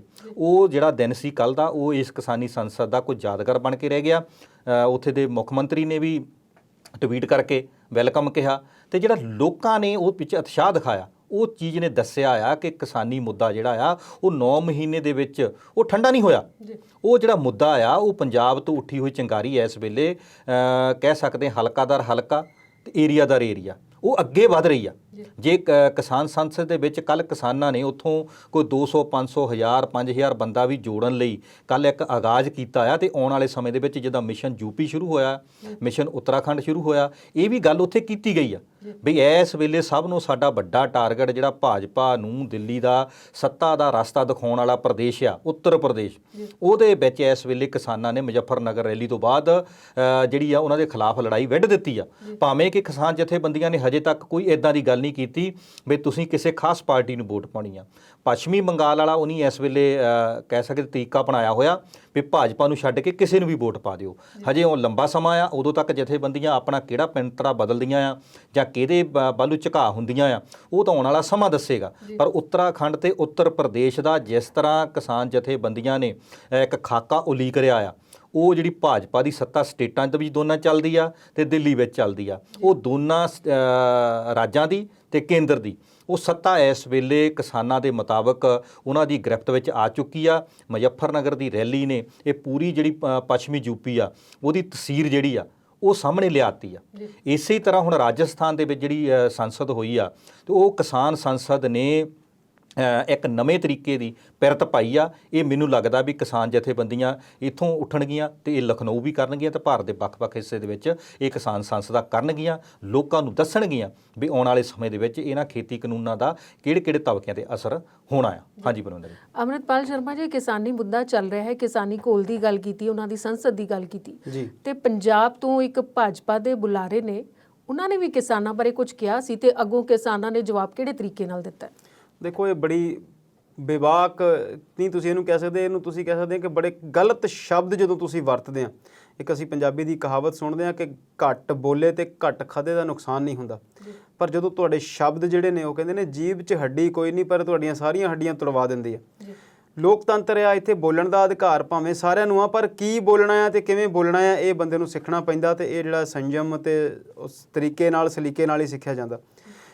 ਪਤਾ ਨਹੀਂ ਕਿਹੜਾ ਉਹਨਾਂ ਦਾ ਅਹੁਦਾ ਆ ਤੇ ਕਿੱਡੇ ਕੁ ਵੱਡੇ ਉਹ ਲੀਡਰ ਨੇ, ਐਡਵੋਕੇਟ ਨੇ, ਜਲੰਧਰ ਨੂੰ ਬਿਲੋਂਗ ਕਰਦੇ ਨੇ, ਹਰਿੰਦਰ ਸਿੰਘ ਕਾਲੋਂ ਉਹਨਾਂ ਦਾ ਨਾਮ ਆ। ਉਹਨਾਂ ਨੇ ਕਿਸੇ ਕਾਨਫਰੰਸ ਦੇ ਵਿੱਚ ਕਿਸੇ ਸੰਬੋਧਨ ਦੇ ਵਿੱਚ ਬੋਲਦਿਆਂ ਕਿਹਾ ਕਿ ਜੇ ਪ੍ਰਧਾਨ ਮੰਤਰੀ ਦੀ ਜਗ੍ਹਾ ਤੇ ਮੈਂ ਹੁੰਦਾ ਤੇ ਮੈਂ ਇਹਨਾਂ ਕਿਸਾਨਾਂ ਨੂੰ ਕੁੱਟ-ਕੁੱਟ ਕੇ ਜਾਂ ਲੱਠੀਆਂ ਮਾਰ-ਮਾਰ ਕੇ ਜਾਂ ਡੰਡੇ ਮਾਰ-ਮਾਰ ਕੇ ਉੱਥੋਂ ਭਜਾ ਦਿੰਦਾ। ਹਾਲਾਂਕਿ ਉਹਨਾਂ ਨੇ ਬਾਅਦ ਵਿੱਚ ਉਹਦੀ ਮਾਫੀ ਵੀ ਮੰਗੀ, ਪਰ ਅਸੀਂ ਇਹ ਗੱਲ ਜਾਣਦੇ ਹਾਂ ਕਿ ਤਲਵਾਰ ਦੇ ਫੱਟ ਜਿਹੜੇ ਉਹ ਮਿਟ ਜਾਂਦੇ ਨੇ ਤੇ ਜ਼ੁਬਾਨ ਦੇ ਫੱਟ ਜਿਹੜੇ ਉਹ ਮਿਟਦੇ ਨਹੀਂ। ਉਸ ਤੋਂ ਬਾਅਦ ਉਹਨਾਂ ਨੂੰ ਬਹੁਤ ਵੱਡੇ ਰੂਪ ਦੇ ਵਿੱਚ ਕਿਸਾਨਾਂ ਦੇ ਤੇ ਪੰਜਾਬ ਦੇ ਲੋਕਾਂ ਦੇ ਵਿਰੋਧ ਦਾ ਸਾਹਮਣਾ ਕਰਨਾ ਪਿਆ। ਸੋਸ਼ਲ ਮੀਡੀਆ ਤੇ ਬਹੁਤ ਸਾਰੀਆਂ ਪੋਸਟਾਂ ਉਹਨਾਂ ਦੇ ਨਾਮ ਦੇ ਉੱਤੇ, ਉਹਨਾਂ ਦੀਆਂ ਫੋਟੋਆਂ ਦੇ ਉੱਤੇ ਜਾਂ ਬਹੁਤ ਸਾਰੀਆਂ ਇਹੋ ਜਿਹੀਆਂ ਚੀਜ਼ਾਂ ਦੇਖਣ ਨੂੰ ਮਿਲਦੀਆਂ। ਤੇ ਹੁਣੇ ਜਿਹੜੀ ਤੁਸੀਂ ਗੱਲ ਕਰਦੇ ਹੋ ਉਹਦੇ ਵਿਰੋਧ ਦੀ, ਕਿ ਉਹਨਾਂ ਦੇ ਘਰ ਦੇ ਅੱਗੇ ਵੀ ਧਰਨਾ ਪ੍ਰਦਰਸ਼ਨ ਵੀ ਲਾਇਆ ਗਿਆ ਤੇ ਉਹਨਾਂ ਦੇ ਘਰ ਦੇ ਮੂਹਰੇ ਜਿਹੜਾ ਆ ਗੋਹਾ ਵੀ ਸੁੱਟਿਆ ਗਿਆ। ਇਹ ਪੰਜਾਬ ਦੇ ਵਿੱਚ ਪਹਿਲਾਂ ਵੀ ਇੱਕ ਲੀਡਰ ਨਾਲ ਹੁਸ਼ਿਆਰਪੁਰ 'ਚ ਇੱਦਾਂ ਹੋਇਆ ਸੀ ਤੇ ਹੁਣ ਜਲੰਧਰ 'ਚ ਇੱਦਾਂ ਹੋਇਆ। ਹਾਲਾਂਕਿ ਇੱਦਾਂ ਨਹੀਂ ਹੋਣਾ ਚਾਹੀਦਾ, ਪਰ ਫਿਰ ਗੱਲ ਉਹੀ ਆ ਵੀ ਇੱਦਾਂ ਹੋਣ ਲਈ ਹਾਲਾਤ ਜਿਹੜੇ ਨੇ ਉਹ ਕਿਉਂ ਇੱਦਾਂ ਦੇ ਬਣਾਏ ਗਏ। ਪਰ ਇਹ ਕਈ ਵਾਰੀ ਇਸ ਚੀਜ਼ ਨੂੰ ਇੱਦਾਂ ਵੀ ਦੇਖਿਆ ਜਾ ਸਕਦਾ ਕਿ ਬਦਨਾਮ ਵੀ ਹੋਣਗੇ ਤਾਂ ਕਿਆ ਨਾਮ ਨਾ ਹੋਗਾ। ਉਹ ਪਹਿਲਾਂ ਕੱਲ ਤੱਕ ਪਤਾ ਨਹੀਂ ਸੀ ਕੌਣ ਹੈ ਕੌਣ ਨਹੀਂ, ਹੁਣ ਸਾਰੇ ਹਿੰਦੁਸਤਾਨ ਦੇ ਵਿੱਚ ਉਹ ਇੱਕ ਮਸ਼ਹੂਰੀ ਹੋ ਗਈ। ਬਿਲਕੁਲ ਅਸੀਂ ਇਹਦਾ ਖੰਡਨ ਕਰਦੇ ਹਾਂ ਕਿ ਲੋਕਾਂ ਨੂੰ ਬੋਲਣ ਤੋਂ ਪਹਿਲਾਂ ਸੋਚਣਾ ਚਾਹੀਦਾ। ਜੇ ਤੁਸੀਂ ਕੋਈ ਗੱਲ ਕਰਨੀ ਆ, ਕਿਸਾਨਾਂ ਦੇ ਵਿਰੋਧ 'ਚ ਕਰਨੀ ਆ, ਤੁਹਾਨੂੰ ਕਾਨੂੰਨ ਉਹ ਚੰਗੇ ਲੱਗਦੇ ਆ, ਹੋ ਸਕਦਾ ਤੁਹਾਡੇ ਕੋਲ ਕੋਈ 7ਵੀਂ 8ਵੀਂ ਇੰਦਰੀ ਹੋਵੇ, ਤੁਹਾਨੂੰ ਉਹ ਚੀਜ਼ਾਂ ਜ਼ਿਆਦਾ ਸਾਫ਼-ਸਾਫ਼ ਨਜ਼ਰ ਆਉਂਦੀਆਂ ਹੁਣ, ਜਿੱਦਾਂ ਪ੍ਰਧਾਨ ਮੰਤਰੀ ਮੋਦੀ ਤੇ ਨਰਿੰਦਰ ਸਿੰਘ ਤੋਮਰ ਨੂੰ ਨਜ਼ਰ ਆਉਂਦੀਆਂ, ਕਿਉਂਕਿ ਉਹ ਕਾਰਪੋਰੇਟ ਦੇ ਚਸ਼ਮੇ ਨਾਲ ਇਹਨਾਂ ਕਾਨੂੰਨਾਂ ਨੂੰ ਦੇਖਦੇ ਨੇ। ਤੇ ਜਦੋਂ ਉਹ ਸੋਚਦੇ ਨੇ ਕਿ ਖੇਤੀ ਹੋ ਸਕਦਾ ਇੱਦਾਂ ਵਧੀਆ ਹੋ ਜਾਏ, ਸਾਰੇ ਵੱਡੀਆਂ ਜ਼ਮੀਨਾਂ ਹੋ ਜਾਣ, ਵੱਡੀ ਇੰਡਸਟਰੀ ਹੋ ਜਾਏ, ਵੱਡੀਆਂ ਮਸ਼ੀਨਾਂ ਹੋ ਜਾਣ, ਤੇ ਛੋਟੇ-ਛੋਟੇ ਜਿਹੜੇ ਕਿਸਾਨ ਨੇ ਉਹ ਨਾ ਹੀ ਰਹਿਣ ਜਾਂ ਫਿਰ ਉਹ ਸਿਰਫ ਲੇਬਰ ਹੀ ਬਣ ਜਾਣ, ਕਿਉਂਕਿ ਉਹ ਵਰਲਡ ਬੈਂਕ ਦੇ ਨਜ਼ਰੀਏ ਨਾਲ ਜਾਂ ਹੋਰ ਜਿਹੜੀ ਕਾਰਪੋਰੇਟ ਅਦਾਰੇ ਨੇ ਜਿਵੇਂ ਜਿਨ੍ਹਾਂ ਦੇ ਤਰੀਕੇ ਨਾਲ ਉਹਨਾਂ ਚੀਜ਼ਾਂ ਨੂੰ ਦੇਖਦੇ ਨੇ। ਪਰ ਫਿਰ ਵੀ ਤੁਸੀਂ ਕਿਸੇ ਨੂੰ ਇਹ ਕਹਿ ਦੇਣਾ ਕਿ ਜੇ ਮੈਂ ਤੁਹਾਡੇ ਕੋਲ ਤੁਹਾਡੇ ਜਗ੍ਹਾ 'ਤੇ ਹੁੰਦਾ ਤੇ ਮੈਂ ਇਹਨੂੰ ਤਾਕਤ ਨਾਲ ਰੋਕਦਾ, ਇਹ ਜਿਹੜੀ ਗੱਲ ਆ ਉਹ ਬਹੁਤ ਗਲਤ ਆ, ਨਿੰਦਣਯੋਗ ਆ, ਤੇ ਇਹਦਾ ਹੀ ਖਮਿਆਜ਼ਾ ਫਿਰ ਭੁਗਤਣਾ ਪੈਂਦਾ।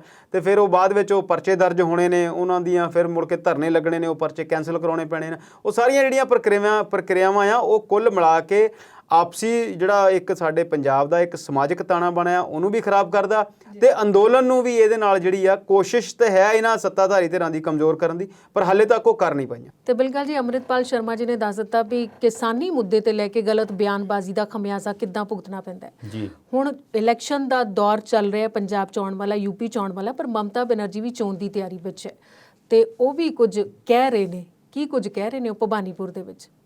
ਪਰਮਿੰਦਰ, ਤੁਸੀਂ ਗੱਲ ਕਰ ਰਹੇ ਇਸ ਵੇਲੇ ਕੋਲਕਾਤਾ ਦੀ। ਮਮਤਾ ਬੈਨਰਜੀ ਨੇ ਕੱਲ ਭਵਾਨੀਪੁਰ ਦੇ ਵਿੱਚ, ਜਿੱਥੋਂ ਉਹ ਜਿਮਨੀ ਚੋਣ ਲੜ ਰਹੇ ਨੇ, ਜਿਮਨੀ ਚੋਣ ਕਿਉਂ ਲੜ ਰਹੇ ਨੇ, ਕਿਉਂਕਿ ਉਹਨਾਂ ਨੇ ਜਦੋਂ ਜਿਹੜੀ ਉੱਥੇ ਜਨਰਲ ਇਲੈਕਸ਼ਨ ਹੋਈ ਆ ਉਹਦੇ ਵਿੱਚ ਉਹ ਆਪਣੀ ਸੀਟ ਜਿਹੜੀ ਸੀ ਹਾਰ ਚੁੱਕੇ ਸਨ। ਭਾਵੇਂ ਇੱਕ ਸ਼ਿਵੇਂਦੂ ਅਧਿਕਾਰੀ ਜਿਹੜੇ ਉਹਨਾਂ ਦੇ ਬੜੇ ਖਾਸਮ ਖਾਸ ਸੀਗੇ, ਉਹਨਾਂ ਦੇ ਹਲਕੇ ਦੇ ਵਿੱਚ ਜਾ ਕੇ ਨਹੀਂ ਜਦੋਂ ਚੋਣ ਲੜੀ ਆ ਤੇ ਉਹ ਚੋਣ ਜਿਹੜੀ ਉਹ ਜਿੱਤ ਨਹੀਂ ਪਾਏ, ਪਰ ਮੁੱਖ ਮੰਤਰੀ ਉਹ ਪੱਛਮੀ ਬੰਗਾਲ ਦੇ ਬਣ ਗਏ। ਕਾਨੂੰਨ ਮੁਤਾਬਕ ਉਹਨਾਂ ਨੂੰ 6 ਮਹੀਨੇ ਦੇ ਵਿੱਚ ਕਿਸੇ ਵੀ ਵਿਧਾਨ ਸਭਾ ਤੋਂ ਦੁਬਾਰਾ ਜਿੱਤ ਕੇ ਅਸੈਂਬਲੀ ਵਿੱਚ ਆਉਣਾ ਜ਼ਰੂਰੀ ਸੀ। ਇਸ ਕਰਕੇ ਭਵਾਨੀਪੁਰ ਜਿਹੜਾ ਉਹਨਾਂ ਦਾ ਆਪਣਾ ਹਲਕਾ ਨਾ, ਆਪਣੀ ਰਿਹਾਇਸ਼ ਵੀ ਉੱਥੇ ਉਹਨਾਂ ਦੀ ਪੈਂਦੀ ਆ, ਤੇ ਗੁਜਰਾਤੀ ਤੇ ਸਿੱਖ ਭਾਈਚਾਰਾ ਜਿਹੜਾ ਆ ਉੱਥੇ ਬਹੁਤ ਖਾਸੀ ਜਿਹੜੀ ਆ ਆਪਣੀ ਆਬਾਦੀ ਰੱਖਦਾ ਹੈ। ਤੇ ਕੱਲ ਉਹ ਇੱਕ ਧਾਰਮਿਕ ਸਥਾਨ ਤੇ ਜਦੋਂ ਇਕੱਠੇ ਹੋਏ ਨੇ, ਉੱਥੇ ਸੰਬੋਧਨ ਕਰਦਿਆਂ ਕਿਹਾ ਕਿ ਗੁਜਰਾਤੀ ਭਾਈਚਾਰਾ ਤੇ ਪੰਜਾਬੀ ਭਾਈਚਾਰੇ ਦੇ ਨਾਲ ਮੇਰਾ ਬਹੁਤ ਖਾਸ ਲਗਾਓ ਆ ਤੇ ਮੇਰੇ ਪ੍ਰਦੇਸ਼ ਵਿੱਚ ਰਹਿ ਰਹੇ ਨੇ, ਤੇ ਇੱਥੇ ਭਾਈਚਾਰਕ ਸਾਂਝ ਜਿਹੜੀ ਆ ਬਾਕੀ ਪ੍ਰਦੇਸ਼ਾਂ ਦੇ ਮੁਕਾਬਲੇ ਸਾਡੀ ਬਹੁਤ ਵਧੀਆ ਚੱਲ ਰਹੀ ਆ। ਜਿੱਥੋਂ ਉਹਨਾਂ ਨੇ ਫਿਰ ਗੱਲਬਾਤ ਜਦੋਂ ਨੈਚੁਰਲ ਹੈ, ਜਿੱਥੇ ਸਿੱਖੀ ਏਰੀਆ ਆ ਜਾਂ ਸਿੱਖ ਭਾਈਚਾਰਾ ਜਾਂ ਪੰਜਾਬੀ ਭਾਈਚਾਰਾ, ਉੱਥੇ ਗੱਲ ਕਿਸਾਨੀ ਅੰਦੋਲਨ ਦੀ ਵੀ ਨਾਲ ਚੱਲਣੀ ਸੀ। ਕਿਉਂ ਚੱਲਣੀ ਸੀ? ਕਿਉਂਕਿ ਇਸੇ 40 ਜਿਹੜੀਆਂ ਜਥੇਬੰਦੀਆਂ ਕੰਮ ਕਰਦੀਆਂ ਸੰਯੁਕਤ ਮੋਰਚੇ 'ਤੇ, ਉਹਨਾਂ ਨੇ ਜਾ ਕੇ ਪੱਛਮੀ ਬੰਗਾਲ ਦੇ ਵਿੱਚ ਭਾਵੇਂ ਮਮਤਾ ਬੈਨਰਜੀ ਦੇ ਹੱਕ ਵਿੱਚ ਪ੍ਰਚਾਰ ਨਹੀਂ ਕੀਤਾ, ਪਰ ਉਹਨਾਂ ਨੇ ਬੀਜੇਪੀ ਦੇ ਖਿਲਾਫ ਤਾਂ ਕੀਤਾ ਨਾ। ਜਿਹਦੀ ਸਿੱਧੀ ਜਿਹੜੀ ਆ ਉਹ ਫਾਇਦਾ ਜਿਹੜਾ ਹੋਇਆ ਤੇ ਉਹ ਬੀਜੇਪੀ ਦਾ ਨੁਕਸਾਨ ਕਰਕੇ ਮਮਤਾ ਬੈਨਰਜੀ ਨੂੰ ਹੋਇਆ। ਇਸੇ ਕਰਕੇ ਉਹਨਾਂ ਨੇ ਕਿਹਾ ਵੀ ਇਹ ਖੇਤੀ ਕਾਨੂੰਨ ਜਿਹੜੇ ਵਾਪਸ ਹੋਣੇ ਚਾਹੀਦੇ ਨੇ। ਇਹ ਖੇਤੀ ਕਾਨੂੰਨ ਜੇ ਵਾਪਸ ਹੁੰਦੇ ਆ ਤੇ ਸਾਰੇ ਕਿਸਾਨਾਂ ਦਾ ਵੀ ਭਲਾ ਹੋਊਗਾ ਤੇ ਸਾਰੇ ਦੇਸ਼ ਦਾ ਵੀ ਭਲਾ ਹੋਊਗਾ, ਕਿਉਂਕਿ 9 ਮਹੀਨੇ ਦਾ ਅੰਦੋਲਨ ਕੋਈ ਛੋਟਾ ਅੰਦੋਲਨ ਨਹੀਂ ਹੁੰਦਾ ਹੈਗਾ। ਇਸੇ ਲਈ ਉਹਨਾਂ ਨੇ ਕਿਹਾ ਆ ਕਿ ਜਿਹੜੀ ਕਿਸਾਨ ਜਿਹੜੇ ਨੇ ਉਹ ਬੈਠੇ ਨੇ, ਉਹਨਾਂ ਦੀ ਗੱਲ ਸੈਂਟਰ ਸਰਕਾਰ ਨੂੰ ਸੁਣਨੀ ਚਾਹੀਦੀ ਨਹੀਂ। ਤੇ ਜਿਹੜਾ ਭਾਵੇਂ ਕਿ ਉਹਨਾਂ ਦਾ ਜਿਹੜਾ ਪ੍ਰਚਾਰ ਦਾ ਮਾਧਿਅਮ ਆ ਉਹ ਆਪਣੀ ਜਿਹੜੀ ਜਿਮਨੀ ਚੋਣ ਲੜ ਰਹੇ ਆ ਉਸੇ ਕਰਕੇ ਕਰ ਰਹੇ ਸਨ, ਪਰ ਜਿਹੜਾ ਕਿਸਾਨੀ ਦੇ ਹੱਕ ਦੇ ਵਿੱਚ ਉਹਨੇ ਹਾਂ ਦਾ ਨਾਰਾ ਮਾਰਿਆ ਆ, ਕਿਸਾਨਾਂ ਦੇ ਹੱਕ ਦੇ ਵਿੱਚ ਆਵਾਜ਼ ਉਠਾਈ ਆ। ਇੱਕ ਮੁੱਖ ਮੰਤਰੀ ਹੋਵੇ ਉਸ ਪ੍ਰਦੇਸ਼ ਦਾ, ਜਿਹੜਾ ਪ੍ਰਦੇਸ਼ ਬਹੁਤ ਵੱਡਾ ਅਹਿਮ ਰੋਲ ਰੱਖਦਾ ਭਾਰਤ ਦੀ ਰਾਜਨੀਤੀ ਵਿੱਚ। ਇਹ ਮਮਤਾ ਨੇ ਜੇ ਬਿਆਨ ਦਿੱਤਾ ਹੈ ਕਿਸਾਨੀ ਦੇ ਹੱਕ ਵਿੱਚ, ਤੇ ਉਹਨੇ ਆਪਣੇ ਤਰਫੋਂ ਸੋਚ ਕੇ ਚੰਗਾ ਹੀ ਦਿੱਤਾ। ਪਰਮਿੰਦਰ ਜੀ, ਬਿਲਗਾ ਸਾਹਿਬ ਨੇ ਜਿੱਦਾਂ ਮਮਤਾ ਬੈਨਰਜੀ ਦੀ ਇਲੈਕਸ਼ਨ ਬਾਰੇ ਦੱਸਿਆ, ਉਹਨਾਂ ਨੇ ਕਿਸਾਨ ਅੰਦੋਲਨ ਦੀ ਗੱਲ ਇਸੇ ਕਰਕੇ ਵੀ ਕੀਤੀ ਹੈ। ਇੱਕ ਤਾਂ ਉੱਥੇ ਪੰਜਾਬੀ ਭਾਈਚਾਰਾ ਕਾਫੀ ਆ, ਤੇ ਦੂਸਰਾ ਕਿਸਾਨ ਜਥੇਬੰਦੀਆਂ ਜਿੱਦਾਂ ਇਹਨਾਂ ਨੇ ਦੱਸਿਆ ਕਿ 32 ਸੰਯੁਕਤ ਕਿਸਾਨ ਮੋਰਚੇ ਦੀਆਂ, ਤੇ ਨਾਲ ਦੀ ਨਾਲ ਸਾਰੇ ਭਾਰਤ ਦੀਆਂ 400 ਜਾਂ 500 ਤੋਂ ਵੀ ਵੱਧ ਜਿਹੜੀਆਂ ਹੈਗੀਆਂ ਆ ਜਥੇਬੰਦੀਆਂ, ਉਹਨਾਂ ਨੇ ਬੰਗਾਲ ਦੇ ਵਿੱਚ ਉਹਨਾਂ ਦੀ ਮਦਦ ਕੀਤੀ। ਦੂਸਰਾ, ਜਿਮਨੀ ਚੋਣ ਕਿਸੇ ਵੀ ਸਰਕਾਰ ਲਈ ਜਿਹੜੀ ਆ ਉਹ ਸੌਖੀ ਹੁੰਦੀ ਆ। ਉਹ ਮੁੱਖ ਮੰਤਰੀ ਦਾ ਚਿਹਰਾ ਨੇ, ਮੁੱਖ ਮੰਤਰੀ ਨੇ ਪਹਿਲਾਂ 2 ਵਾਰ ਮੁੱਖ ਮੰਤਰੀ ਰਹਿ ਚੁੱਕੇ ਨੇ। ਇਸ ਇਲੈਕਸ਼ਨ ਦੇ ਵਿੱਚ ਨਾਲ ਦੀ ਨਾਲ ਉਹ ਆਪਣੇ ਆਪ ਨੂੰ ਪੂਰੇ ਭਾਰਤ ਦਾ ਲੀਡਰ ਹੋਣ ਦਾ ਜਿਹੜਾ ਆ ਦਾਅਵਾ ਉਹ ਵੀ ਨਾਲ ਦੀ ਨਾਲ ਪੇਸ਼ ਕਰਦੇ ਨੇ। 24 ਦੀਆਂ ਇਲੈਕਸ਼ਨ ਵੀ ਉਹਨਾਂ ਦੇ ਧਿਆਨ 'ਚ ਨੇ। ਤੇ ਕਿਉਂਕਿ ਜਿਮਨੀ ਚੋਣ ਇੱਕ ਸੌਖਾ ਕੰਮ ਹੈ, ਇਸ ਕਰਕੇ ਉਹ ਨਾਲ ਦੀ ਨਾਲ ਫਿਰ ਪੂਰੇ ਭਾਰਤ ਦੇ ਵਿੱਚ ਹੋਰ ਵੀ ਆਪਣਾ ਜਿਹੜਾ ਵਿਚਾਰ ਆ ਉਹ ਕਿਸਾਨ ਅੰਦੋਲਨ ਨੂੰ ਲੈ ਕੇ ਸੀ, ਉਹ ਗੁਰਦੁਆਰੇ 'ਚ ਸੀ, ਉਹ ਸਾਰੀਆਂ ਜਿਹੜੀਆਂ ਗੱਲਾਂ ਨੇ ਉਸ ਗੱਲ ਇੱਕ ਲੀਡਰ ਦੇ ਦਿਮਾਗ ਦੇ ਵਿੱਚ ਉਹ ਸਾਰੀਆਂ ਚੀਜ਼ਾਂ ਚੱਲਦੀਆਂ ਰਹਿੰਦੀਆਂ ਨੇ। ਯਸ਼ਵੰਤ ਸਿਨਹਾ ਕਿਉਂਕਿ ਉਹਨਾਂ ਦੇ ਨਾਲ ਨੇ ਤੇ ਉਹ ਬੀਜੇਪੀ ਨੂੰ ਛੱਡ ਕੇ ਆਏ ਹੋਏ ਨੇ, ਸ਼ਰਦ ਪਵਾਰ ਸਾਰੀਆਂ ਮੀਟਿੰਗਸ ਨੂੰ ਦੇਖਦੇ ਨੇ, ਬਹੁਤ ਸਾਰੀਆਂ ਚੀਜ਼ਾਂ ਜਿਹੜੀਆਂ ਭਾਰਤ ਦੇ ਲੈਵਲ ਦੇ ਉੱਤੇ ਚੱਲਦੀਆਂ ਰਹਿੰਦੀਆਂ ਨੇ। ਇਸ ਕਰਕੇ ਉਹਨਾਂ ਦਾ ਜਿਹੜਾ ਕੱਲ੍ਹ ਦਾ ਬਿਆਨ ਆ ਉਹ ਇਸ ਕਰਕੇ ਵੀ ਕਿਸਾਨ ਅੰਦੋਲਨ ਨਾਲ ਜੁੜਿਆ ਹੋਇਆ, ਕਿਉਂਕਿ ਉੱਥੇ ਉਹ ਸਾਰੀਆਂ ਚੀਜ਼ਾਂ ਇੰਟਰਕਨੈਕਟਡ ਨੇ। ਜੀ, ਤੇ ਆਪਾਂ ਅਗਲੇ ਮੁੱਦੇ ਤੇ ਤੁਹਾਡੇ ਵਿਚਾਰ ਲਵਾਂਗੇ ਪਰ ਬ੍ਰੇਕ ਤੋਂ ਬਾਅਦ। ਸੋ ਪੰਜਾਬੀ ਨੈਸ਼ਨਲ ਟੀਵੀ ਤੇ ਵਿਚਾਰ ਚਰਚਾ ਪ੍ਰੋਗਰਾਮ ਇਸੇ ਤਰ੍ਹਾਂ ਜਾਰੀ ਰੱਖਦੇ ਹਾਂ। ਮਿਲਦੇ ਹਾਂ ਬ੍ਰੇਕ ਤੋਂ ਬਾਅਦ।